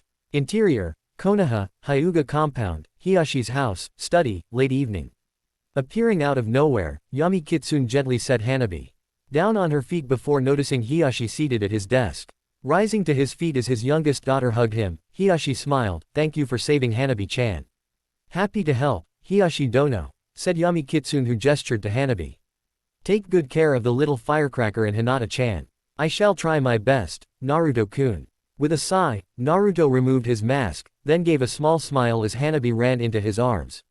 You be a good girl, and take care of yourself and your precious people, okay, little firecracker. Then planted a kiss upon her forehead.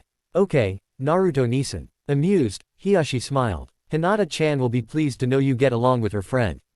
And you'll need to keep his secret, for Anbu aren't supposed to share their identities. Father, I want to be a shinobi even more now. Like Hinata-nisan and Naruto-nisan. What about Naruto-kun? Asked Hinata as she walked in to find her Hanabi with a masked Anbu and her father, then hugged her sister. Hanabi-chan, thank goodness, are you alright? What happened to the kidnappers? Naruto-san happened. He rescued Hanabi-chan, and safely returned her to us. Hanabi-chan seems to have taken Naruto-san as her elder brother, explained Hiyashi. He even gave her the endearing nickname of Little Firecracker. Ah, that's so cute, mused Hinata. Ni-chan, can I sleep next to you tonight? Asked Hanabi. Of course you can, Nabi-chan. Clearing his throat, Yami Kitsune met Hiyashi's gaze. If that'll be all, I'll take my leave, Hiyashi-san. Thank you, Yami Kitsune, that will be all.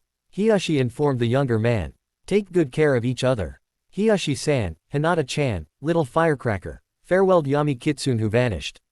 A few weeks later. Exterior, Konoha, forest, Naruto's campsite, early sunset. Traveling with his longtime friend. A red-headed, bearded man approached the campsite. What are you doing out here by yourself, kiddo? His companion was a tall, imposing man, with pupilless light brown eyes and no eyebrows.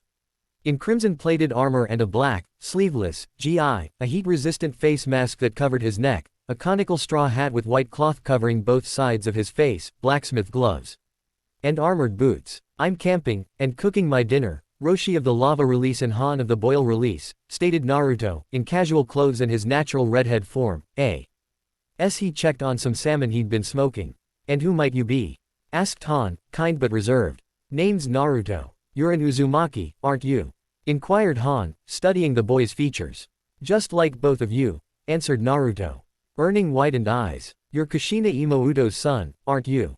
Inquired Roshi. Naru-kun, you can trust them, they're the Jinchuriki for Son Goku and Kokuo, and T. He Uzumaki were more loyal to each other than the Inuzuka, informed Kara. So, why are you here? Wondered Naruto, making 2 seats for them, with wood style, to the surprise of Han and Roshi. Take a load off and rest a while. Pervy Sage will be back in a minute, and I'm sure he'll want to chat. The Pervy Sage, laughed Roshi. Jiraiya, answered Naruto, making the 2 older Jinchuriki laugh as the sage stepped into view. As he joined blonde Naruto, Shikamaru asked, how's being a genin on the reserves list going? Oh, if you only knew, Shika, thought Uzumaki, who shrugged. I have lots of time to focus on my training, honing my skills, and my studies for when I eventually get a team. Sounds exhausting. I've become quite popular with many of the Jonins, Tokubetsu Jonins and Anbu NCE. They're often offering useful advice, tips and suggestions, sometimes even sparring and training with me. Sounds like things are looking up for you. And it's good to know you're doing well. Yeah, I've even been training in Senjutsu. And, began Naruto, whose eyes widened, that's how I do it. I should have realized that ages ago. Huh, realized what? Asked Shikamaru, confused. I can use Ge chakra to destroy curse marks like the curse seal of heaven. Isn't that the one Orochimaru marks people with? Yep, and I have a promise to keep. Confirmed Naruto, who paid for his meal, then vanished in a shunshin. Shikamaru smiled. I hope whatever you're about to do works, you troublesome Uzumaki. Later. Interior, Konoha, Shinobi District, apartment building owned by Naruto, Kurenai and Anko's loft, bedroom, 9:10 a.m. As she sat on the bed with Naruto, Anko asked, "So, how do you remove the curse mark, Naru-kun?" "Well, first I need you a clear view of it," replied Uzumaki, age 13, I am going to use Sage Chakra to purge you of the curse seal. "Oh, I'm gonna show you more than my curse mark," she flirtatiously teased as she seductively stripped off her shirt and an enticing purple bra. Then jiggled her breasts with her hands. "Will you break sexy Anko-chan's curse now that she's brought her titties out to play?" "Please, Naru-kun, as you wish." As his right index and middle finger glowed golden, Naruto, in sage mode, pressed them against her curse mark, which dissipated whilst she felt a soothing warmth throughout her body which healed every injury she'd ever taken, and corrected improperly healed ones whilst making her moan and shudder in pleasure. When he finished, she brought him into a close embrace, his face buried in her cleavage. "Thank you. Thank you. Thank you," before kissing him passionately. "You're the best, Naruto-kun. You're one of my most precious and treasured people, ya know. I love you, my Anko Heim. I love you too, Naru-kun. And it's probably weird timing. But you haven't started your seduction and seduction resistance training. Today's your first lesson. Who's in charge of today's lesson?" asked Naruto. Kurenai entered, wearing an alluring crimson dress, emblazoned with a black thorn pattern, that clung snugly to her figure and revealed a generous view of her cleavage, and black nylon stockings, both myself and Anko-chan. "You're on your own, Naru-kun. I'm not helping you resist these sexy vixens, but I'm going to enjoy the show," informed Kara, through her and Naruto's mental link. Uzumaki turned to Kurenai. "Something tells me this will be especially difficult since I wouldn't mind you seducing me." Kurenai giggled. "Good to know, Naruto-kun. I have a feeling this'll be a greater challenge than fighting the Yondaime Mizukage again. I'll be sure to ask about that later." The next day. Interior, Konoha, Uchiha Compound, Itachi's house, Fugaku's study, 8 a.m. Ensuring he and Itachi were in private, Fugaku instructed, "My son. You must portray yourself as becoming disillusioned with the clan to create doubt in those pro-insurrection. While I cannot bring myself to shed my family's blood, even to protect my godson, I know you will do what you must. If the clan won't call off their plans for a coup d'etat, you and those you can trust to aid you must be the ones to stop those involved. I already know who I can convince to assist me, though I have encountered someone from our clan who was believed dead who I'm certain will help if asked." "Who is this long-lost Uchiha you've encountered?" "It is not our place to tell Kakashi. But it is Obito, who now calls himself Tobi. Though he claims to have encountered a masked man claiming to be Madara Uchiha." Fugaku paled. "If Madara is indeed alive, he will want the entire Uchiha clan eradicated. I will face him myself should he come, and protect my clan from him or die trying." "How will you stand up to his Mangekyo Sharingan?" asked Itachi. Then Fugaku's eyes changed. "I see, you have it like Shisui and I, before his own Mangekyo activated." "Son, don't use those eyes unless absolutely necessary. I've never needed to use mine's abilities, and I've kept it a secret," stated Fugaku as they turned off their Sharingans. "I also know your comrade, Yami Kitsune, bears the Rinnegan. He should assist you in the coming battle if it cannot be prevented." Quote, "He's been here the whole time," stated Itachi, surprising Fugaku. "Haven't you, Naruto?" Appearing out of thin air, Uzumaki deadpanned. "I have a codename for a reason. It was supposed to be classified information. I already knew. Given I was there when they placed your appearance-changing seals." "Makes sense," exhaled Naruto, in his redhead form, "but I sense intense hidden guilt from you. Something I should be aware of." "Yes, a few things that will make you hate the Uchiha as much as Tobarama Senju was said to before the founding of the village. And I have some things to return to the Uzumaki and Senju." Naruto narrowed his eyes. "I think we should continue this conversation somewhere far away from your clan compound, in case I react impulsively or violently. Also, my tenant's hatred for your clan due to the actions of Madara may be unintentionally sent through her chakra if what you have to tell me causes me to tap into it." Fugaku nodded in agreement. "Yes, that would be for the best. Do you have anywhere we can go?" Before the trio were engulfed in a black nebula. Interior, Shadow Dimension. "Where are we?" inquired Itachi. "This is the Shadow Realm. It's a bit weird. explained Naruto. Now, let's get down to business. When Fugaku finished confessing his and his clan's sins towards and their betrayal of the Uzumaki clan to Naruto as if he were in a confessional booth, Naruto's killing intent froze both Uchiha as he unleashed a mighty roar of righteous fury while going all the way up to the seven-tail cloak while the ground shook. As he returned to base form and dissipated his ki, having been in complete control of the Biju chakra the whole time, Naruto asked, "Now I've got that out of my system, shall we go back?"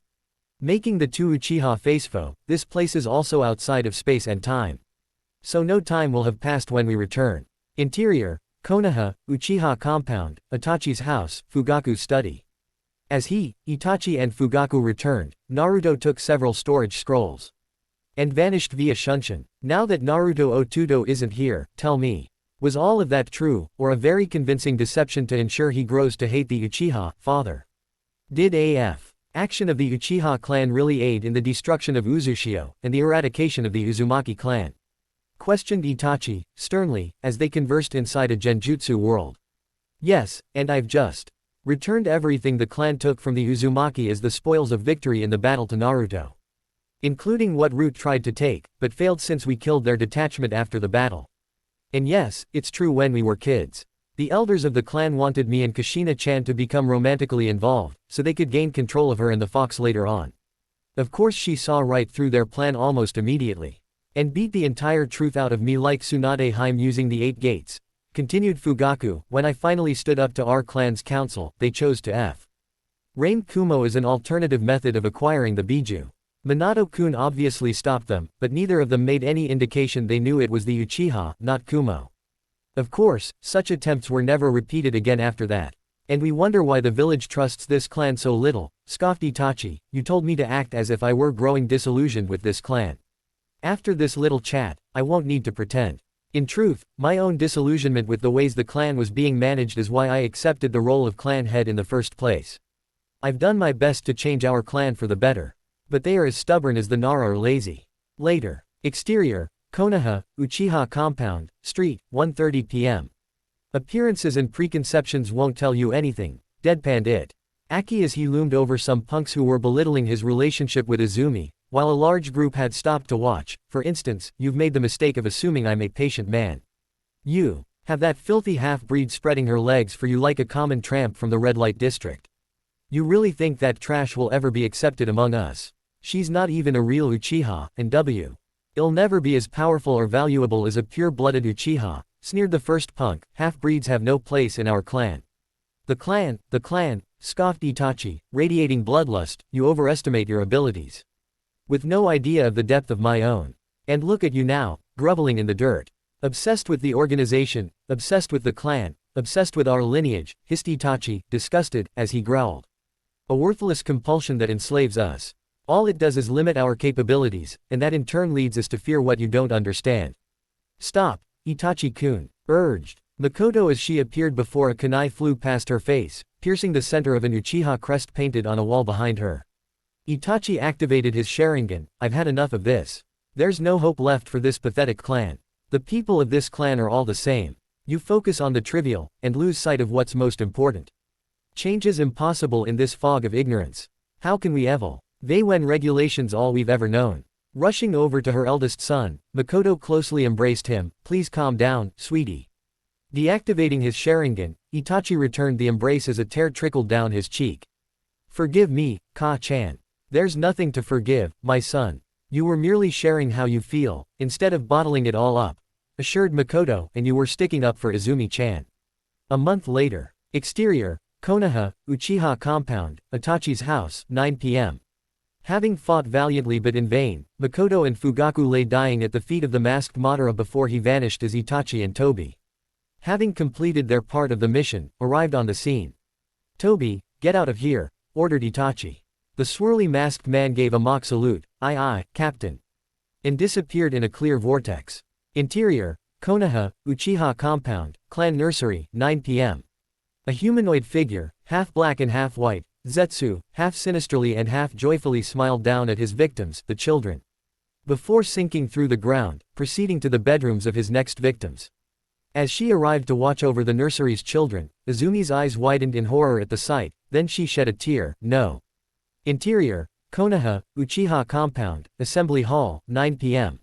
Having taken down a large number of the would-be Uchiha insurgents with the help of shadow clones, Yami Kitsune dispelled them, sensed a disturbance. And thought, something's wrong, there's more amongst the dead than there should be. Well, it wasn't our little pest control team's doing. We had specific targets, this isn't Order 66. Replied Kara. Interior, Konoha, Shinobi District, Naruto's apartment building, Kurenai and Anko's loft, bedroom, 6 a.m. Naruto, in black boxers, and Anko, in purple lingerie, conversed on the bed. Do you like these, Naru-kun? Anko asked as she jiggled her large breasts, with her hands. They're a part of you, so I love them just like I love you. Naruto answered, sincerely and innocently. Before hugging her. Ah, you're so sweet. How did you find a way to say you loved my tits without sounding like a pervert? I was only telling the truth. Anko lay flat on her back. Will you please massage my tits for me, Naru-kun? Anything for my future wife. He replied, making her blush as he tenderly and gently fondled, caressed and massaged her breasts, earning a relaxed sigh and soft moan. Ooh, still planning to marry me, Naru-kun? She teased. Of course I am, my fair Anko Haim. And you told me you were all mine when I was older, that day in the barracks, when I first joined Anbu. So it sounded like you were all for it even before I asked. Yep, that was right before you told me you wanted to lose your virginity in a threesome with me and Nai-chan. Speaking of, as she entered, in crimson lingerie, Kurenai brought his hands to her waist. Happy birthday, Naru-kun, then passionately kissed him. It's time for your present, now you're sweet 16. Then Sume entered, in exotic black lingerie, alongside Yugao, in black and purple lingerie. Standing up, Anko, Yugao, Sume and Kurenai seductively danced and stripped, whilst feeling each other up and kissing. Till they were naked in all their glory, then gave low bows and a twirl. Naruto blushed, that was amazing, just like all of you. Oh, we're not finished yet, love, assured Kurenai, who sat next to Uzumaki. And tugged on his boxers, the next part of your present requires these to come off. As they removed his boxers which they cast aside, revealing his large, hard dick, the four women were surprised by his size. As your gift, we're all yours for the long weekend, Naruto-sama. Seductively said Kurenai, gently stroking his dick, we hope you'll take full advantage of our RVICES so you can fully experience all we have to offer you. And so you can live out all of your naughty, sexy, kinky and intimate dreams and fantasies with us, Naruto-sama. And that we perform and please to your satisfaction. Naruto-sama. Added Anko. Show this wild woman you're an alpha by turning me into your submissive bitch, seductively chimed in Sume. And make this kitten purr, added Yugao. You're the best gift ever. Mused Uzumaki before the fun began. A month later. Exterior, Konoha, streets, 6:30 p.m. Cornered in a dead-end alley by a hateful mob, Naruto, in a navy V-neck shirt, black Konoha headband, black jeans. Weapons pouch on his right thigh, and shinobi sandals, with his hair blonde, asked, what? You never should have lived this long, you demon. Shouted a villager brandishing a knife. Firstly, I'm not a demon, I'm a shinobi of Konoha. Secondly, am I supposed to care about your opinion? Bluntly asked Naruto, the wind carries your treasonous voice too far on this quiet night. And you do understand it's against the law to attack a clan heir. Die, Kyuubi brat. Shouted another villager who charged at Naruto with a kitchen knife which was deflected by a kunai. Raising his hand, Naruto acrobatically leapt behind the mob, and made a pushing gesture, air palm. Sending them all crashing into the dead end's wall. As Naruto's outfit changed to that of his Anbu uniform while his hair turned red. He trapped them in place with wood style. Naruto drew his katana, secret art, phantom mist jutsu, before he cut them down in the blink of an eye whilst veiled eye. And shadows and fog so intense not even the Byakugan could have seen through it.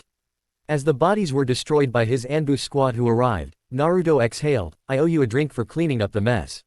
I want some dango while you're at it. Replied Anko. Of course, Anko Haim, honey. I know how much you love those sweet balls. Especially when I treat you to mine, and the long, hard shaft you love sucking so much. Even though your experienced hands get all sticky in the process. Teased Naruto, horrifying the present company except for Anko, Sume, Rin, Izumi and Yugao who almost pissed themselves laughing. I know a few recipes for dango, but I make candy cane style skewers to put the dessert ones on, explained Naruto who snickered, what did you think I was talking about? That sounded all kinds of sexual, sighed Yamato. You're a pervert, Tenzo. It takes one to know one, lamely countered the older of the two wood style users. Tenzo just confirmed himself a pervert, teased Kakashi. This coming from the man who reads smut in public, countered Tsume, you should read some of Naruto-kun's books. Kitsune's heart is much better than Jiraiya's Ika Ika series. Later. Interior, Konoha, Shinobi District. Naruto's apartment building, Naruto's loft, bedroom, 8 a.m. Happily waking up in each other's arms after a long night of passionate love-making, Naruto and Anko kissed before admiring each other's bodies. With a devious smirk as she saw he was hard, Anko stroked Naruto's member. Can your sexy Anko-chan get shower sex before breakfast? As you wish, Anko Heim. Interior, Konoha, Hokage Tower, office, 7:30 p.m. As Yami Kitsune, age 17, arrived, here is an informed, I'm going to need you to do an extended mission under the guise of a genin, my boy. Yami Kitsune frowned behind his mask, that's pointless. And you know it. I could just as easily do the mission under the guise of a chunin, if you're about to do what I think you are. We'll be putting you on Sasuke Uchiha and Sakura Haruno's squad. So the little pink banshee, the entitled flight risk, and Naruto Uzumaki are supposed to be on the same squad. What unfortunate soul are you torturing by making them the captain of this ticking time bomb? Kakashi Hatake, since Shisui and Izumi haven't returned from their mission yet. I hope you're prepared for the older pink banshee's reaction to Naruto being on her brat's squad. It'll include another attempt to kill Naruto Uzumaki. And at least one more illegal meeting to vote for his execution without the clan heads. Are you being informed? It'll be tomorrow. Morning since there's several meetings and ceremonial clan traditions taking place. We will be ready to handle it. Later. Exterior, Konoha, Academy, Training Ground, early morning. As his favor, ITE former student arrived long before everyone else. Ruruka informed, okay, Naruto, time for the clone jutsu. Just gotta do one thing first, said Naruto, who switched off his appearance-altering seals, making Uruka's eyes widen. Feeling an imminent headache, Yumino scratched the back of his head. When you're ready. Before Uzumaki proceeded to create hundreds of wood, stone, grass, leaf, sand, dirt, mud, iron, crystal, lightning, ice, water and shadow clones. So, do I pass, again? Only an idiot wouldn't pass you after this. I didn't know some of those existed. As the elemental and shadow clones dispelled, Naruto did one last hand sign, clone jutsu. Before every inch of the premises, exterior, outdoor furniture, playgrounds, trees, walls and rooftops included, was occupied by basic clones. Uruka's sweat dropped. Why didn't you do that during your first graduation, when you were 7? Because the villagers would react violently. You know what they're like towards me because of my tenant. Also, I have too much chakra to use basic clone jutsu without creating enough of them to populate a village.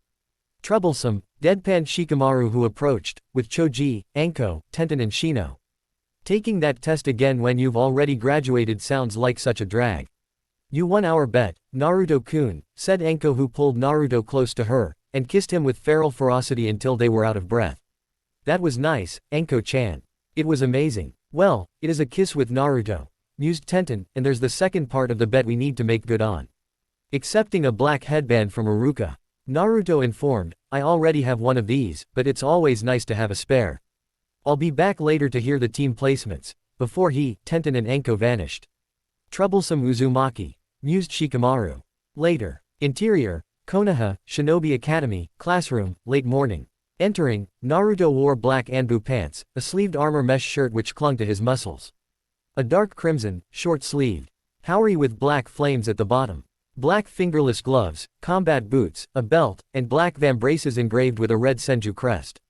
Shuriken and kunai holsters were worn on either thigh. An obsidian-bladed katana, with a small black tsuba, bearing the Uzumaki swirl and the kanjis for Maelstrom and Shadow engraved, in orange-red, just above the tsuba, was strapped to his back, as was a scroll.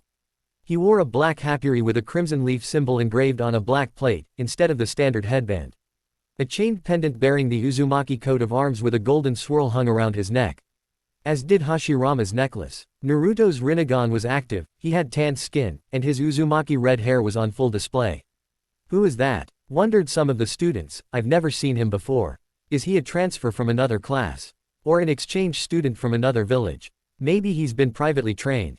Suggested another student. I hear they sometimes assign privately trained ninja to spy on suspected traitors. Or maybe he's someone's apprentice. He's probably here to make sure emo boy doesn't turn traitor, quietly whispered a graduate.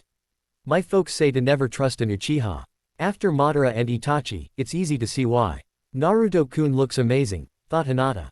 Naruto sat a few rows away from the emo he despised, and opened a book on advanced seals. Techniques and jutsu. Who the hell are you? Demanded Uchiha. Naruto Uzumaki. Answered Uzumaki, in a deeper, calmer, and clearer voice. What the? How? Why do you look so different? I was wearing identity-concealing seals instead of using a Hanjure genjutsu to change my look. When did you even learn sealing? I started learning as a child. Why? The Uzumaki clan invented the art of sealing. I wanted to live up to and honor their legacy. Their affinity for and mastery of it was legendary. So much so the great nations and all of their allied minor villages beamed the full might of their military forces to invade our little country and wipe us out when my mother was a child. On Konoha's part, it was a rogue faction made up of Danzo's root and the Uchiha clan who were involved.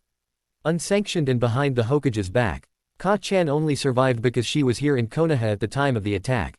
So basically my clan got off easy by comparison. Yours had only 30 or 40 members at most, and the Uzumaki clan numbered in the tens of thousands, so yes. Also, your home is mostly undamaged, but Uzushio was left in ruins. I know because I've been to the latter. Give me that sword, I'm an Uchiha elite.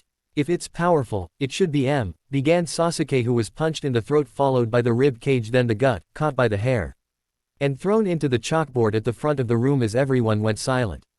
Your kind is unworthy of even touching an Uzumaki or Senju blade in any way that isn't dying upon it, you filthy Uchiha scum. Your kind is little more than arrogant trash, thieves and traitors, growled Naruto, with venom upon saying Uchiha. Trash, scum, growled Sasuke as he got to his feet. How dare you call the Uchiha such things? Because it's true, and we all know it. The only Uchiha to make an impact on our history is Madara. A traitor who's tried inciting civil wars and coups d'états. He tried to dester Oi Konoha because he didn't get chosen as the first Hokage, reminded Uzumaki. Where did you get the headband, Naruto? Asked Kiba. It's pretty cool, and that's a badass sword. They belong to my Ka-chan, Kushina. They really suit you. Thanks, Kiba. You've been holding back on us. Just how strong are you? You'll see soon enough, mused Uzumaki. Noticing a faint but lingering scent, Kiba grinned. You got laid, didn't you? Quote. Naruto's only response was a small smile. Why do you wear the Senju coat of arms, Naruto? Asked Shino, changing the subject. Tsunade Himes my ba-chan, mock. Me, a descendant of both the Uzumaki and the Senju, explained Naruto. However, the Senju clan still has many enemies who would love to see its last son slain. Someone felt it was safer to give me the Uzumaki name despite them having several nations full of enemies. Also, most of the villagers hate me, so taking the Senju name sooner could have caused problems for Tsunade Bachan. I understand. Did you always have that dojutsu? Asked Sasuke. Yes, replied Naruto. Hiding an awakened bloodline like this one from the public was annoying.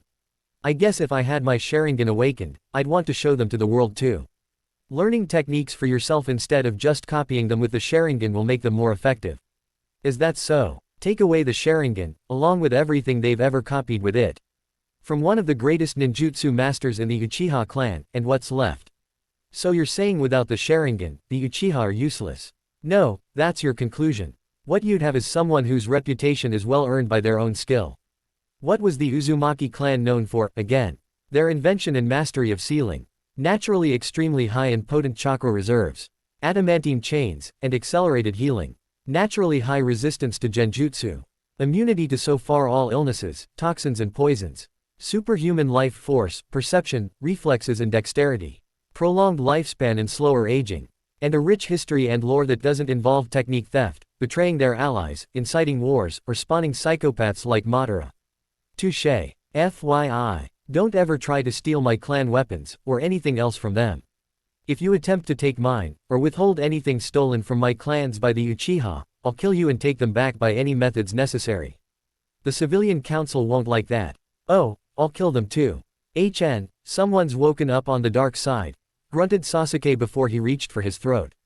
Channeling his inner Sith Lord, Naruto raised his hand in a gripping gesture, strangling Uchiha with an invisible force, then sent him flying into a neighboring wall, but not hard enough to send him through it, earning shocked looks. What the hell was that? Asked Sasuke as he caught his breath.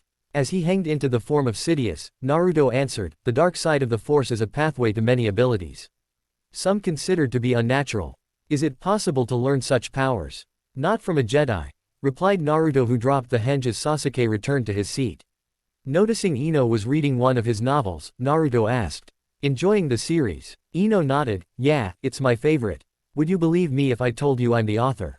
For real? That's really awesome, Naruto, mused Yamanaka. Yeah, and if you're ever taking a peek inside my mind, you'll probably find out just how much of it has actually happened to me. Who's the kitten in the clouds based on? An old friend. Interior, Kumo, loft, bedroom. The beautiful two-tailed cat Jinchuriki sneezed. Kitten, Naruto-kun must be thinking about you. Maybe he's fantasizing about tearing off your clothes, tying down your naked body, making you purr. Moan in pleasure, and scream his name as he has his way with you, purred Matabi, and claims you as his mate while you have heavenly say. Tabi, gasped Yugito. Interior, Konoha, Shinobi Academy, classroom. Late morning, Ruruka entered to see his students doing their own things.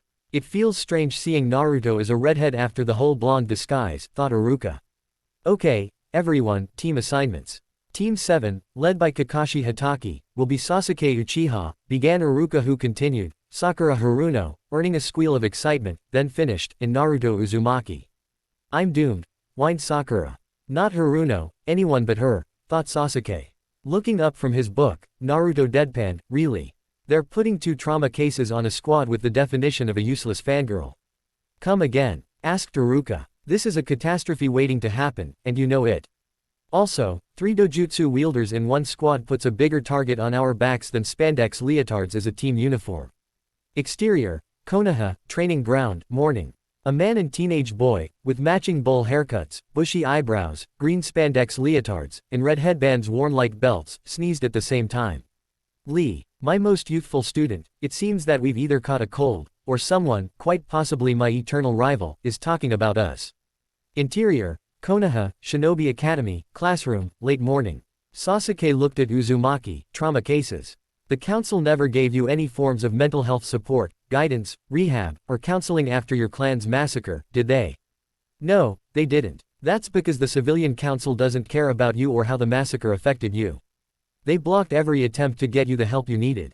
They only care about gaining power, prestige, wealth and influence. All they want is the Sharingan and to take the Uchiha fortune for themselves, especially the Horuno family. They couldn't care less about any form of your health. And how are you traumatized? Naruto carefully elaborated, since I was born on the night of the Kyuubi attack, with whiskers which could be a bloodline trait for all I know, the villagers think I'm Kyuubi in human form. There is no logic to such a belief, observed Shino. I suspect the abuse they've subjected you to as a result of such ignorance has affected your personality and chakra control. You're hiding your true appearance and power before your graduation supports this hypothesis. I'd say the same, but it's too troublesome, thought Shikamaru. Blinded and consumed by their fear, grief, bitterness, anger and hatred, the villagers have been projecting it all onto me, continued Uzumaki. The civilian council keeps calling for my death because they're stupid enough to believe such obvious lies.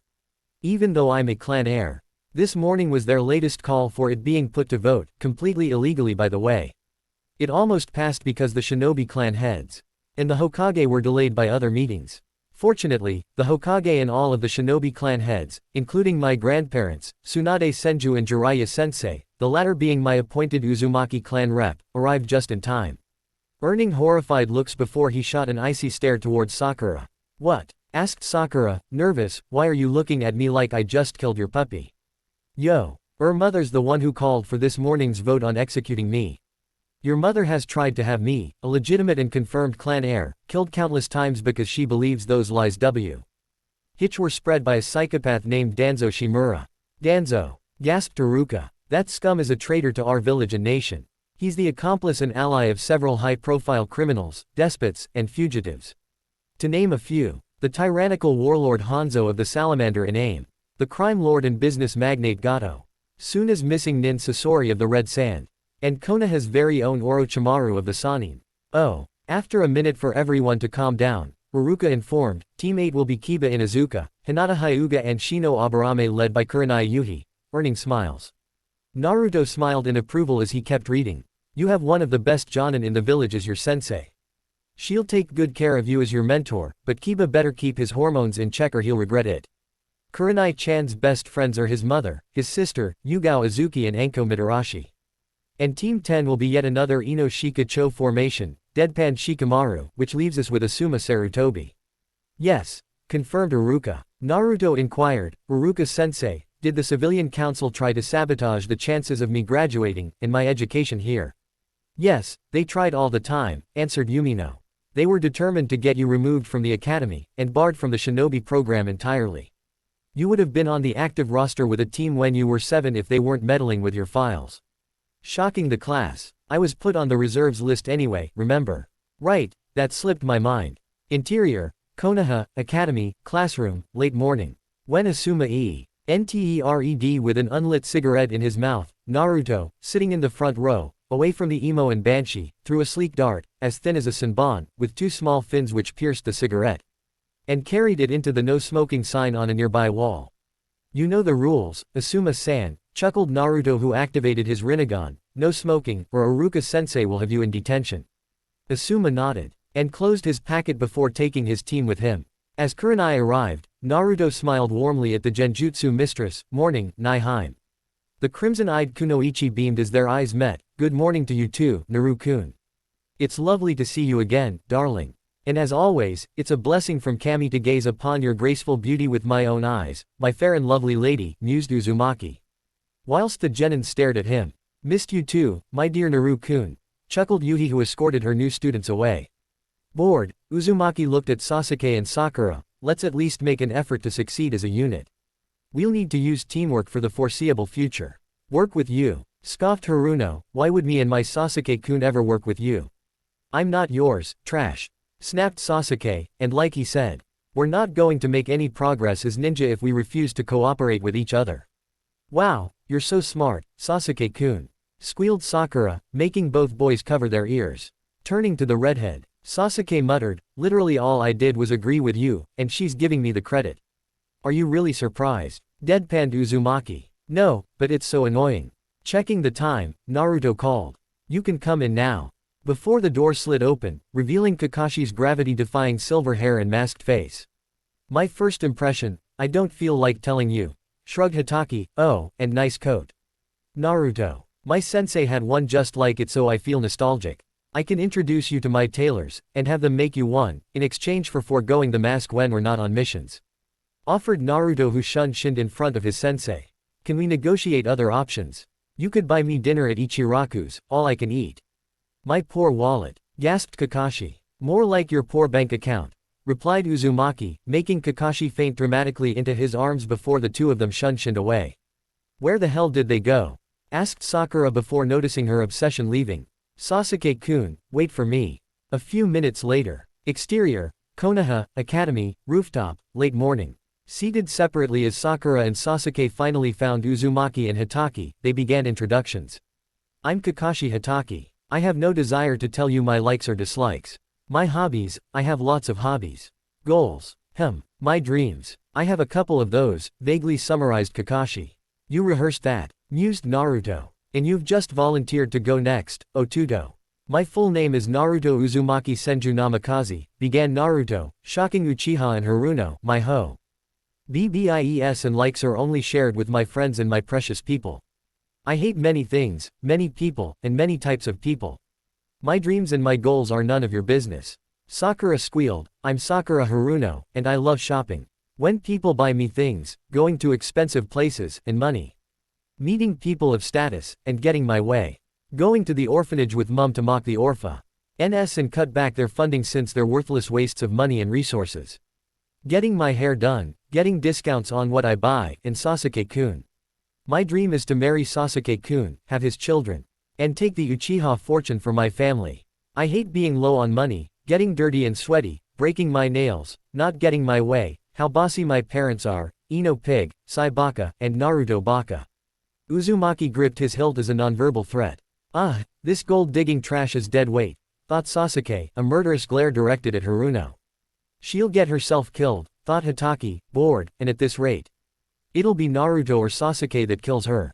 Maybe I should make that a wager in the betting pool. I am Sasuke Uchiha, the emo introduced. I hate many things, and don't like anything I care to mention. My goal, my ambition is to restore my clan. And obtain the power I need to kill Itachi. That's a selfish reason, scoffed Naruto. What do you know about power? Snarled Uchiha. I know that with great power comes great responsibility, and there's always a cost. As his eyes widened in alarm, Kakashi barrel rolled out of the way as Maida, Might Guy appeared on the rooftop. Startled, Sakura screamed while Sasuke jumped to his feet, but Naruto didn't even blink. "Hey, Guy Nichan," greeted Naruto as he closed his book, "I take it that arrogant tool you call Neji Tem, as well as respectable shinobi like the indomitable spirited Rock Lee and the lovely angel of weaponry, Tenten-chan, are coming too. Watch your tone, whoever you are," hissed Neji as he arrived, "or I will make you suffer."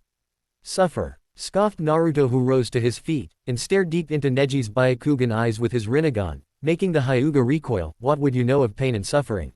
"He's sorry," interjected Tenten as she appeared, and looked into Naruto's eyes. "What's your name, handsome?"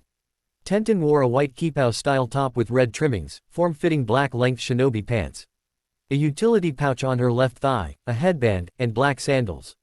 Stepping away from Neji, Naruto gently took Tenten's right hand in his, and kissed the back of its palm before gazing into her chocolate eyes. As his eyes reverted to blue, "Naruto Uzumaki Senju Namikaze, at your service, my fair lady. And to whose treasured acquaintance do I have the honor of making?" The brunette Kunoichi blushed. "Tenten." Then she eyed his hilt. "May I see your sword?" "As you wish," obliged Naruto, who unsheathed his blade, and held it flat, horizontally, in his hands, resisting the urge to drool. Tenten was in awe of such magnificent craftsmanship. This sword was wielded by Kushina, the Red Death, Uzumaki Senju, during the last war. Then she inquired, "Where did you get her sword?" "She is my mother, Databane." Tenten gave kitten eyes. "I'm sorry, for a moment I thought you might have stolen it." Naruto smoothly replied, "I didn't steal the sword, but if you'll please allow me the privilege of stealing a kiss, I'll forgive you, Tenheim," making Tenten blush whilst the present company was speechless. Sheathing his sword for him, Tenten leaned in and tenderly kissed Naruto on the lips whilst closely embracing him. Guy and Lee did a happy dance at the sight while Sasuke rolled his eyes, and Kakashi gave an eye smile. Sakura tried and failed miserably in flirting with Neji, who brutally rejected her. As their lips parted, Naruto gently caressed Tenten's flushed cheek, and admired her facial features. "You're as adorable as a panda when you smile like that. Especially with your cute little buns." "Do you like pandas?" asked Tenten, mesmerized by his blue eyes as she stroked his left cheek's whiskers with one hand. "They're my favorite, Tenheim," Naruto replied. "They're my favorite too, but you're the only one I've ever let call me panda nicknames since I know you're being sweet, not mean." "Foxes are my second favorite," mused Tenten, "and I definitely want to see you more often than I have been lately, handsome." As a rose appeared out of thin air, Naruto presented it to Tenten, who accepted it along with a kiss when their hands joined. "You used to be blonde in public, and a redhead in private," chuckled Tenten, "and it's been a while, Naru-kun. I figured I'd properly introduce myself now I'm stepping out of the shadows. Thanks for going along with it. Well, you were being charming. And I've never heard your full name before. I had to make sure there weren't two of you. The only time there's more than one of me is when I clone myself." Eyeing Uzumaki, Tenten mused. "You're a godsend of a kisser, Naru-kun.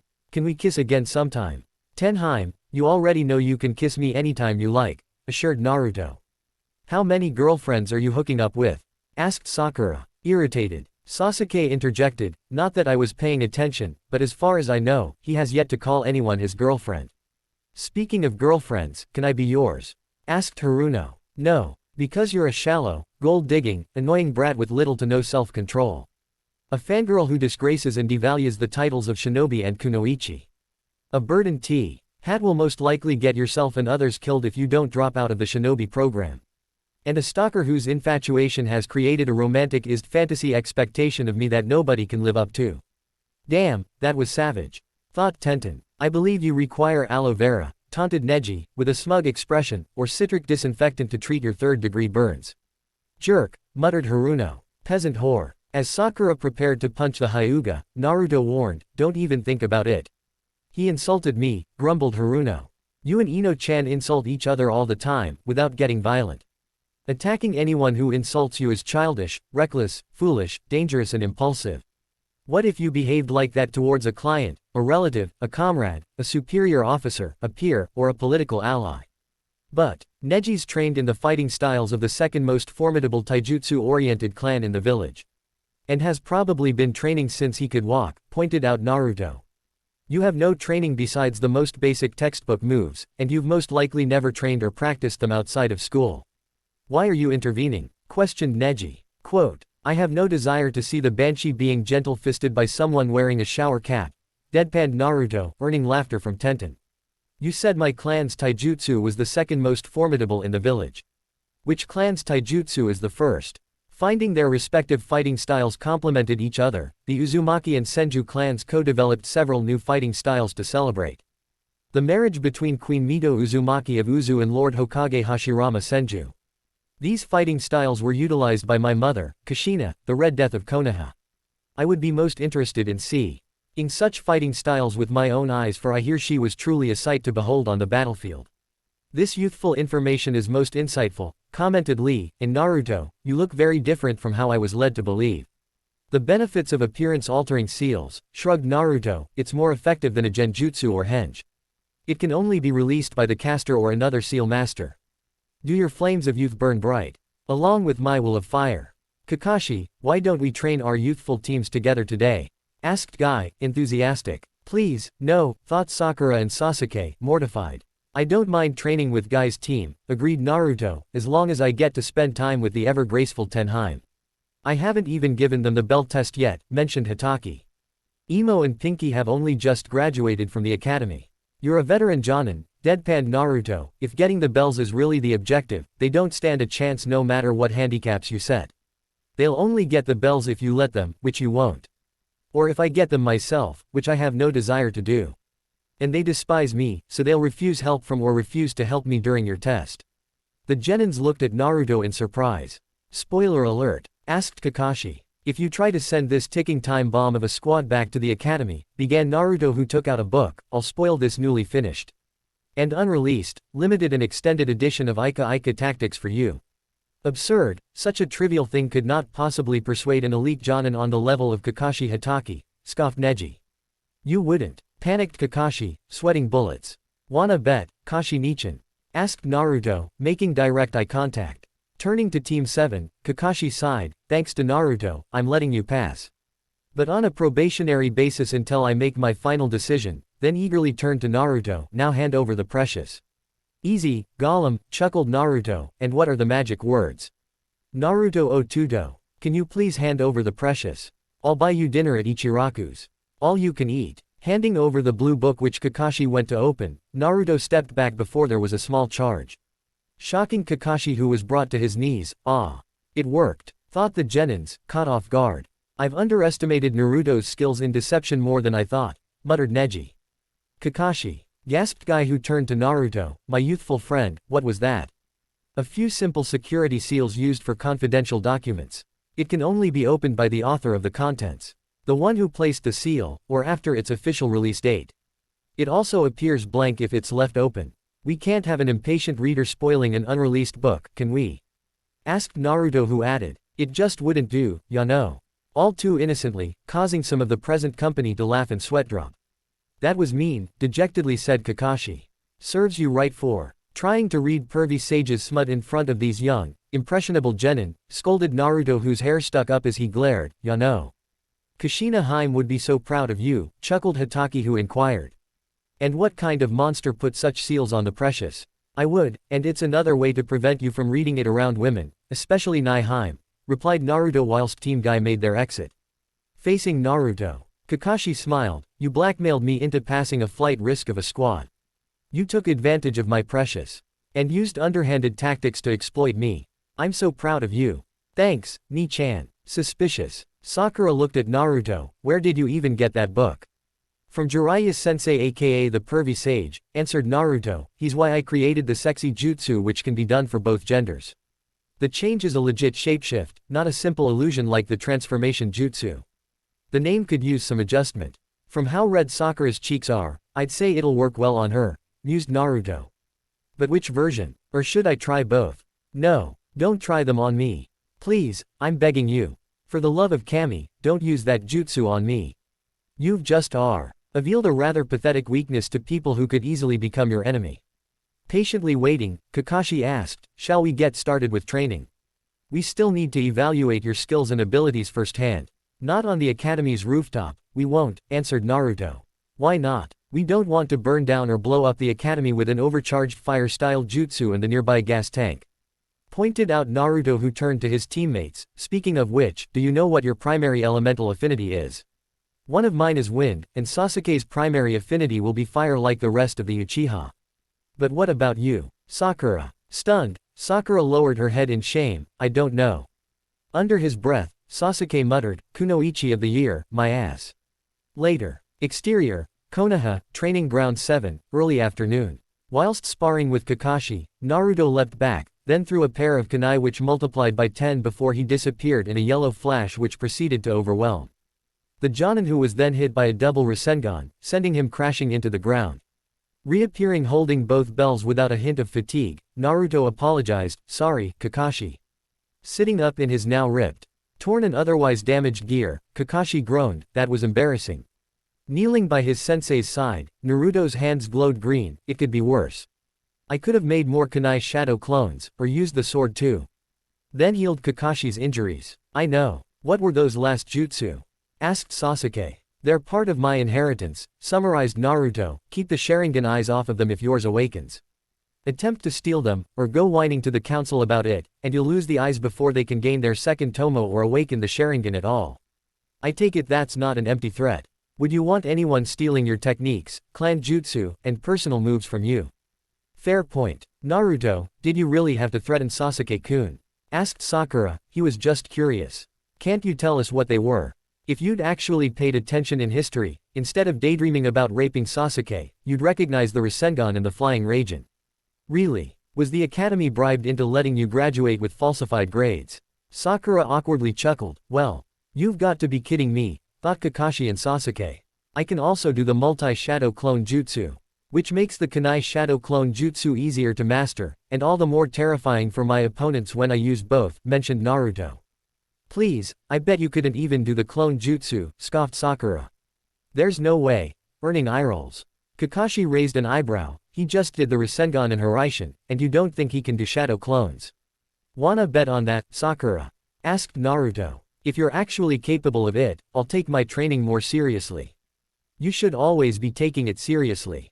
Reprimanded the three boys. Naruto didn't even need a hand sign before every inch of unoccupied space in the training ground was filled by shadow clones. Are you kidding me? Asked Sakura, shocked along with Uchiha. And we're solid clones too, stated one of the shadow clones. I don't suppose you're willing to teach me some of your moves? Asked Uchiha. With a mocking smile, one of the Naruto clones flicked the emo's forehead, causing him to flinch. Okay. Now I've seen some of Sasuke and Naruto's moves. Sakura, you're up, stated Kakashi, who took a taijutsu stance as the pink-haired girl approached. Taking her textbook stance, Sakura said, ready, sensei. For the record, I'm not expecting you to have any spectacular or flashy moves yet. Just show me what you already know. From there, we can work something out and experiment with different street whilst to help find one that really suits you, okay? Yes, sensei. Your squad mates may be willing to help you train even when I'm not supervising. And don't be shy about practicing with the other genin, or asking shinobi tutors for a little extra help. As if I'd need Naruto Baka's help, scoffed Sakura, I'll never need it. You'll regret saying that one day. Whilst watching Haruno and Kakashi's one-sided spar, Sasuke looked at Naruto, you've had training before team assignments. So, who trained you? None of your business, now let's just start sparring. Oh, please, I'm an elite of T. You, began Sasuke before Naruto's fist knocked him onto his back. The only names in the ninja world that matter are the ones people make for themselves by their own reputation. Names like the Sannin, the Copy Ninja, White Fang, Yellow Flash, Red Death, Unruly Eye, the Tailed Beast Without a Tail, the Professor, the Teleporter, Demon of the Mist, Seven Ninja Swordsman, and the Blue Beast. I talk. It my claim of being an elite's the first thing you want to beat out of me. Yes, since arrogance like that will get you and your comrades killed. You're not in the academy anymore. There's always going to be someone stronger to overcome, answered Naruto as he took a stance. Now, shall we dance? Taking his Uchiha interceptor stance, Sasuke nodded, if you land even one hit, I'll rein myself in with the boasting and bragging. I already landed one, and don't whine to the civilian council, replied Naruto as he began evading hits, then punched Sasuke in the gut and unleashed a series of palm strikes. 10 minutes later, Fire Style, Fireball Jutsu. Attacked Sasuke. Water Style, Water Bullet Jutsu. Countered Naruto. Fire Style, Great Fireball Jutsu. Water Style, Water Wave Jutsu. F. Ire style, began Sasuke before wood shot out from the ground, and restrained him whilst pinning his arms to his sides. That wood's from an especially flammable tree because of the oil within it in place of sap. Unless you want to burn yourself alive, fire style's a bad idea right now. Knocked into the air by wooden tendrils as he was let free, Sasuke saw a single kunai fly by him before adamantine chains hit him from multiple angles. Wrapped around him, then slammed him to the ground. Damn it, groaned Sasuke, that hurt my pride in my body. The local daimyo's wife's feral cat puts up more of a fight than you. Replied Naruto, maybe Tora will be an easier sparring partner for you.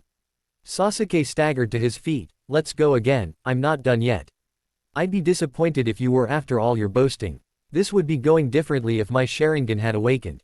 Unlike the Hyuga's Byakugan, there's no guarantee a Sharingan will awaken inside an Uchiha.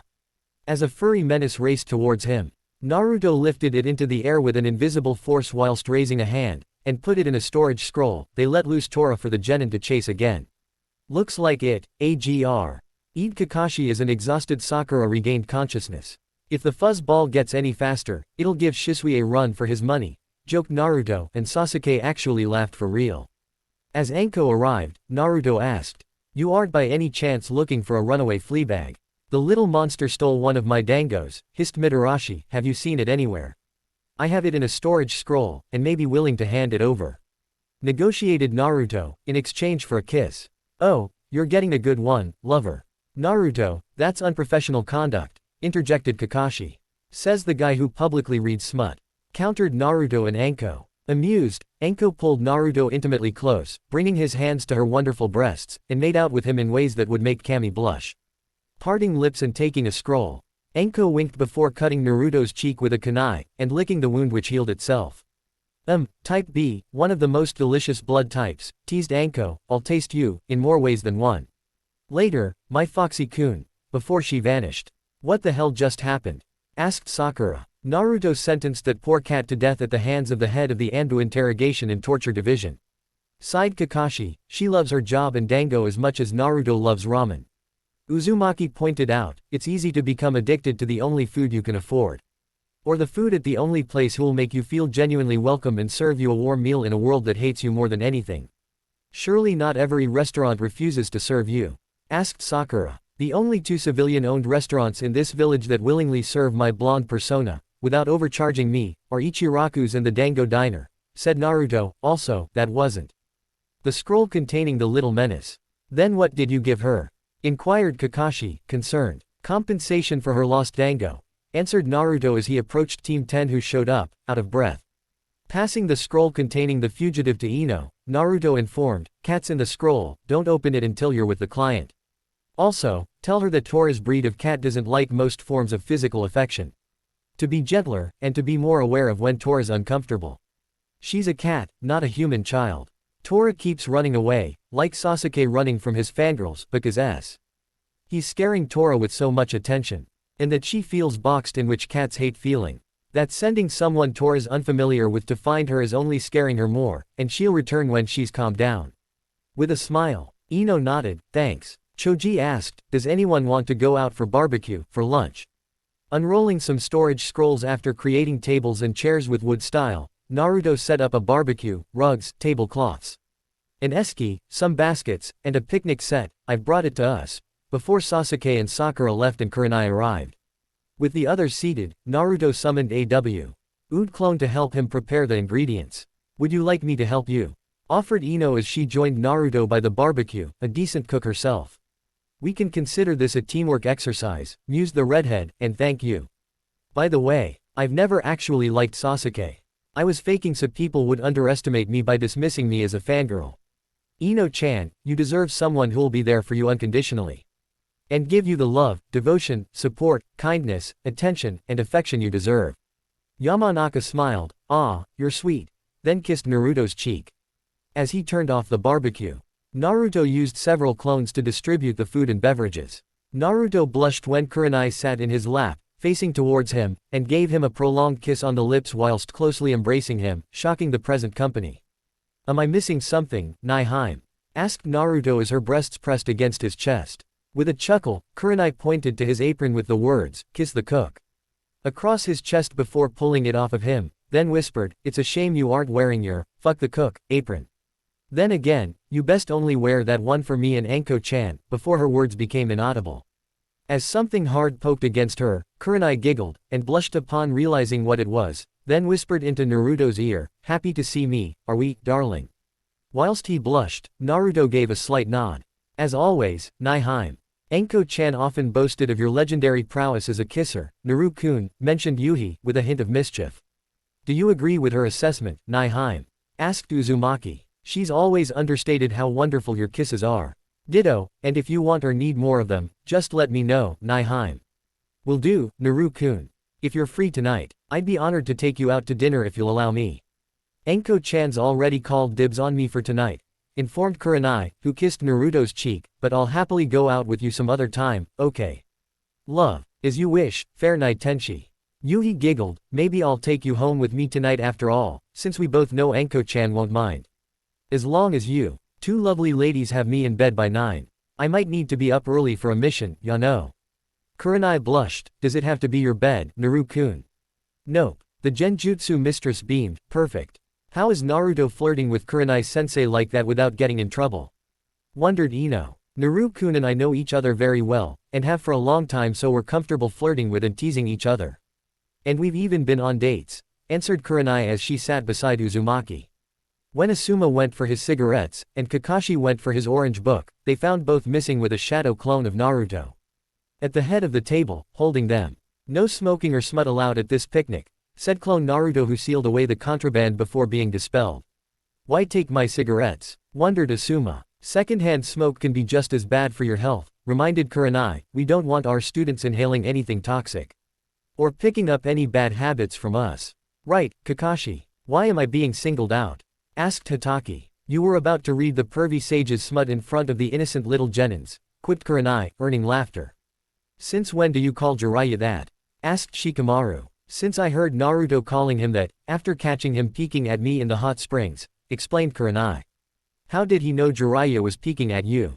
wondered Choji. "I sensed Nihime's chakra presence on the other side of the wall, since I've always had pretty good sensory abilities," admitted Naruto, and pervy sage was muttering words that describe her.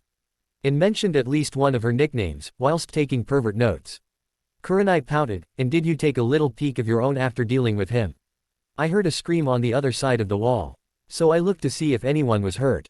"Oh, that was Anko tearing off our towels, using one of her smaller snakes as a distraction." "Did you get a good, memorable look, Naru-kun?" "I was more worried about your well-being. But yes, because of my photographic and eidetic memory. And don't worry, pervy sage didn't see anything. I checked his memories. Naru-kun, darling, only you could look through a pervert's peephole with noble intentions. Then admit it to one of the women you saw while doing so. I've never lied to you, fair Nihime. I know, and I appreciate your honesty with me, Naru-kun.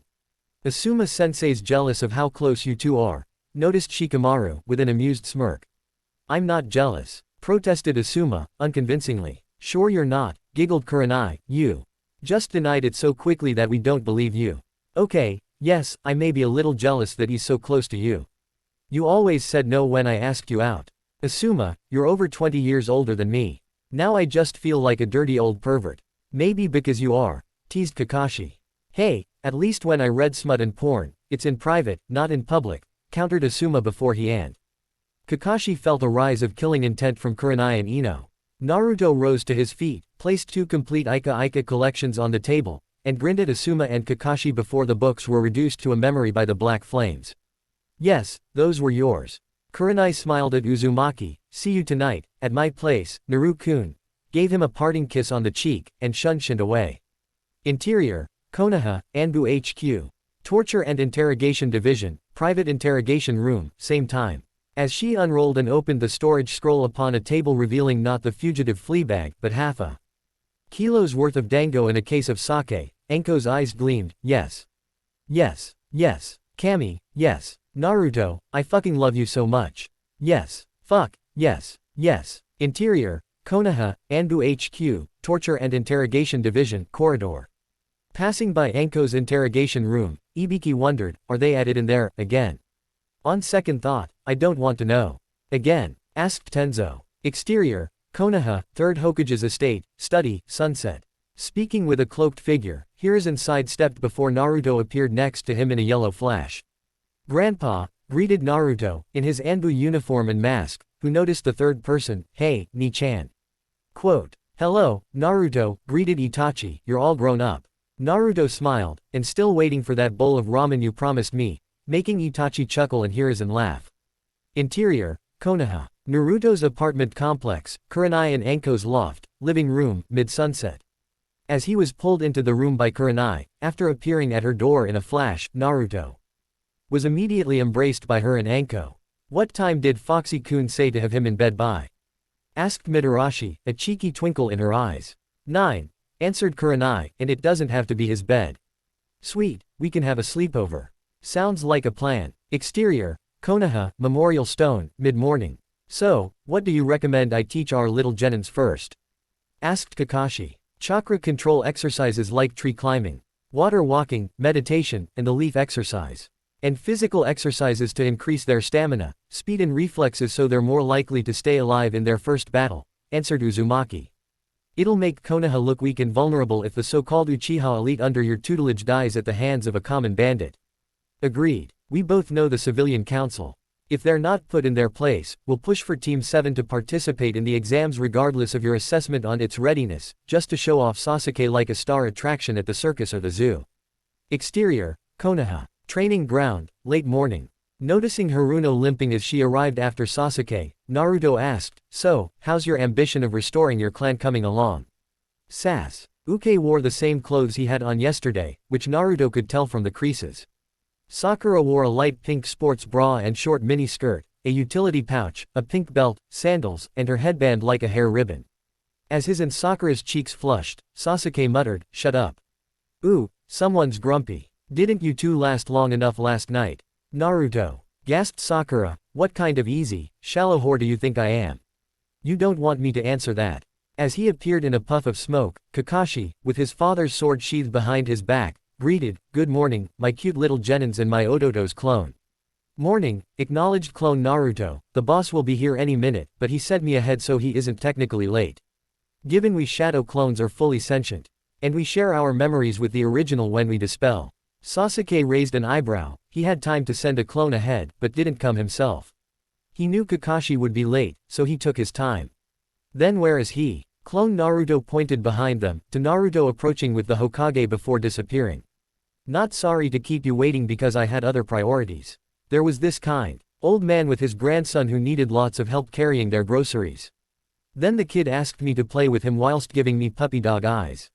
Then the old man thanked me by taking me and his grandson out for breakfast. But he forgot his wallet, so I paid. Then I walked his grandson to school, and the old man asked to meet my sensei, so I brought him with me, explained Naruto. I made sure not to rush since the old man wanted to stop and appreciate some of the sights.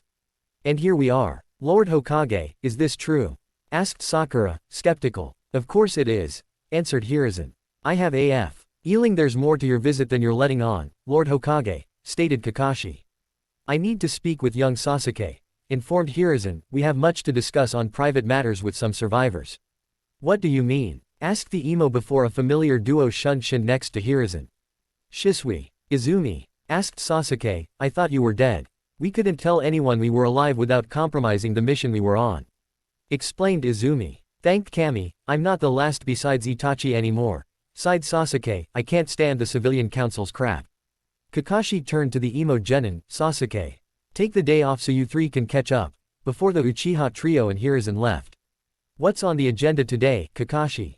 Asked Naruto. Well, I think you two should get some sparring in.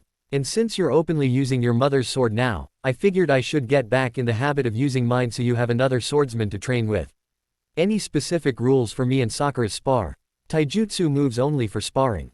I intend to take full advantage of the wonderful opportunity to have your clones perform multiple different training exercises. I know what you mean. I've been doing it since I learnt the wood clone jutsu and multi-shadow clone jutsu. Can I learn the latter jutsu? Asked Sakura. With a sigh, Kakashi explained, multi-shadow clone jutsu is a forbidden jutsu that requires a considerably higher amount of chakra than the shadow clone jutsu. I can create up to 4 shadow clones, but I can't sustain them for longer than maybe 5 minutes before they dispel.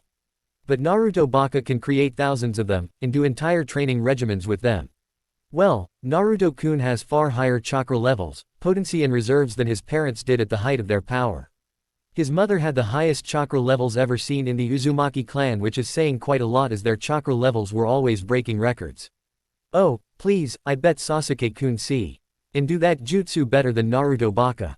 You'd lose that bet, and Sasuke would die in the attempt. You also shouldn't be insulting and putting down your teammates and comrades. HMPH, Naruto Baka's neither, and will never be either. Stepping to the side, Naruto removed and neatly folded his cloak, which he sealed inside a storage scroll, then noticed Haruno was staring at his muscles. When you're done staring like a pervert, you can pick your tongue up off the grass. Naruto, sighed Sakura as her shoulders slumped, really. FYI, you'd benefit from spending less time doing your hair, starving yourself, and stalking the emo. And more time training. I didn't ask you for advice, Baka. I know the perfect place for the four of us to go camping for a real teamwork exercise, mentioned Naruto, with a hint of mischief. Is that so? Asked Sakura, suspiciously, and where's that? Survival Training Ground 44, aka the Forest of Death. Was this suggestion courtesy of Anko? Inquired Kakashi. It's not so bad after you learn its layout and terrain, and what flora and fauna live there. If there's ever a snake that talks, it'll be a summons. And you'd better hope it's not one sent by Orochimaru of the Sannin. Sannin? Asked Sakura. Studying the Sannin can be your homework tonight, replied Kakashi. You should have learnt about them early on in the academy. Creating a shadow clone, Naruto ordered. Spar with Haruno. I'm going to practice with sensei. Okay, boss. Activating his Sharingan, Kakashi drew the white fang. Ready, Naruto. Uzumaki readied his katana. Let's do this. Exterior, Konoha. Training ground, early afternoon. As they finished the catastrophically one-sided spar which the clone only evaded during, Sakura was completely exhausted. I'm done. Clone Naruto deadpanned. You need to work on your stamina, and start eating properly instead of starving yourself. I don't want to become fat by overeating. You're neglecting your health by denying your body the nutrients, vitamins and protein a shinobi needs. It's stunting your physical growth and development, and weakening you. Ask any experienced kunoichi for advice and tips. Exterior, Konoha, Training Ground 7. Late morning. Meeting up with Team 7, Kakashi greeted, Good morning, my cute little genins. Any missions today, or more training? Asked Sakura. Well, I actually have some techniques to attempt teaching you that Naruto suggested. Should we be worried? Asked Sasuke. Yes, be very, very afraid. Naruto, can you walk Sakura through the drills of Shicho while I do the same for Sasuke? Requested Hitaki. When I suggested getting others to help you with your first genin squad, I didn't mean me, protested Naruto. Just try, will you? As a favor to me. I have my own training to do. She can have a clone. But really, it's something you could walk both of them through at once. As it was created, would clone Naruto ordered, Sakura, assume the ready position of form I, Shicho. Before the fangirl raised a borrowed katana into a sloppy excuse of a ready position and stance. Really? You call that a stance? Scoffed the wood clone, this is just embarrassing. The sword is not weighted properly, lied Sakura. You're not even holding the sword properly. Don't have your main hand so close to the hand guard. Move your left hand down the hilt a little so your hands aren't overlapping. Make sure those feet are apart, you're not a bowling pin. Who knew learning a damn opening stance would be so hard? Whined Sakura, who tried correcting her stance. For the love of, grumbled would Naruto, who created a shadow clone that perfectly took the stance, then turned to Sakura, like that. She nodded before correcting her stance, then her gaze drifted towards Uchiha. Stay focused. For fuck's sake. Snapped would Naruto, or so help me, I will shove an exploding kunai up your fuck hole, and say you died from an orgasm. Making the girl faint into the mud whilst Kakashi and Sasuke, who'd overheard, laughed. Deep in meditation as he sat cross-legged in a lotus position, the real Naruto gathered nature energy as he floated above the ground, perfectly still. With a glowing aura of starlight white chakra. Omake. Not strangers. Interior, Konoha, Naruto's apartment complex, Naruto's loft, kitchen, 7:30 p.m. So, why'd you ask me to act like we didn't know each other today? Asked Tenten. Sitting next to Naruto, a noodle hanging out of her mouth. We were in the same class, silly. Well, we'd technically not introduced ourselves fully while I was in my natural redhead form. And I thought it'd be funny. Answered Naruto. I'd told you previously my name was Naruto Uzumaki, and while that's true it's not my full name, Databane. Tenten knowingly smiled, good point. And you owe me an amazing massage for keeping that from me, and you'd better forge me a damn good sword too. Before they shared a kiss, you taste almost as nice as our meal. Then maybe I'll feed you something that'll taste better than our dinner. He huskily said, something only I can give you, and it's not just a nice dessert. Oh, I know this treat, and me likey. Purred Tenten before kissing him as he picked her up bridal style. That's it for today, I will stop here. I hope you all enjoyed this video. If you please consider subscribe and make sure to hit that like button, share with your friends, and don't forget to check out my Patreon. Details in description.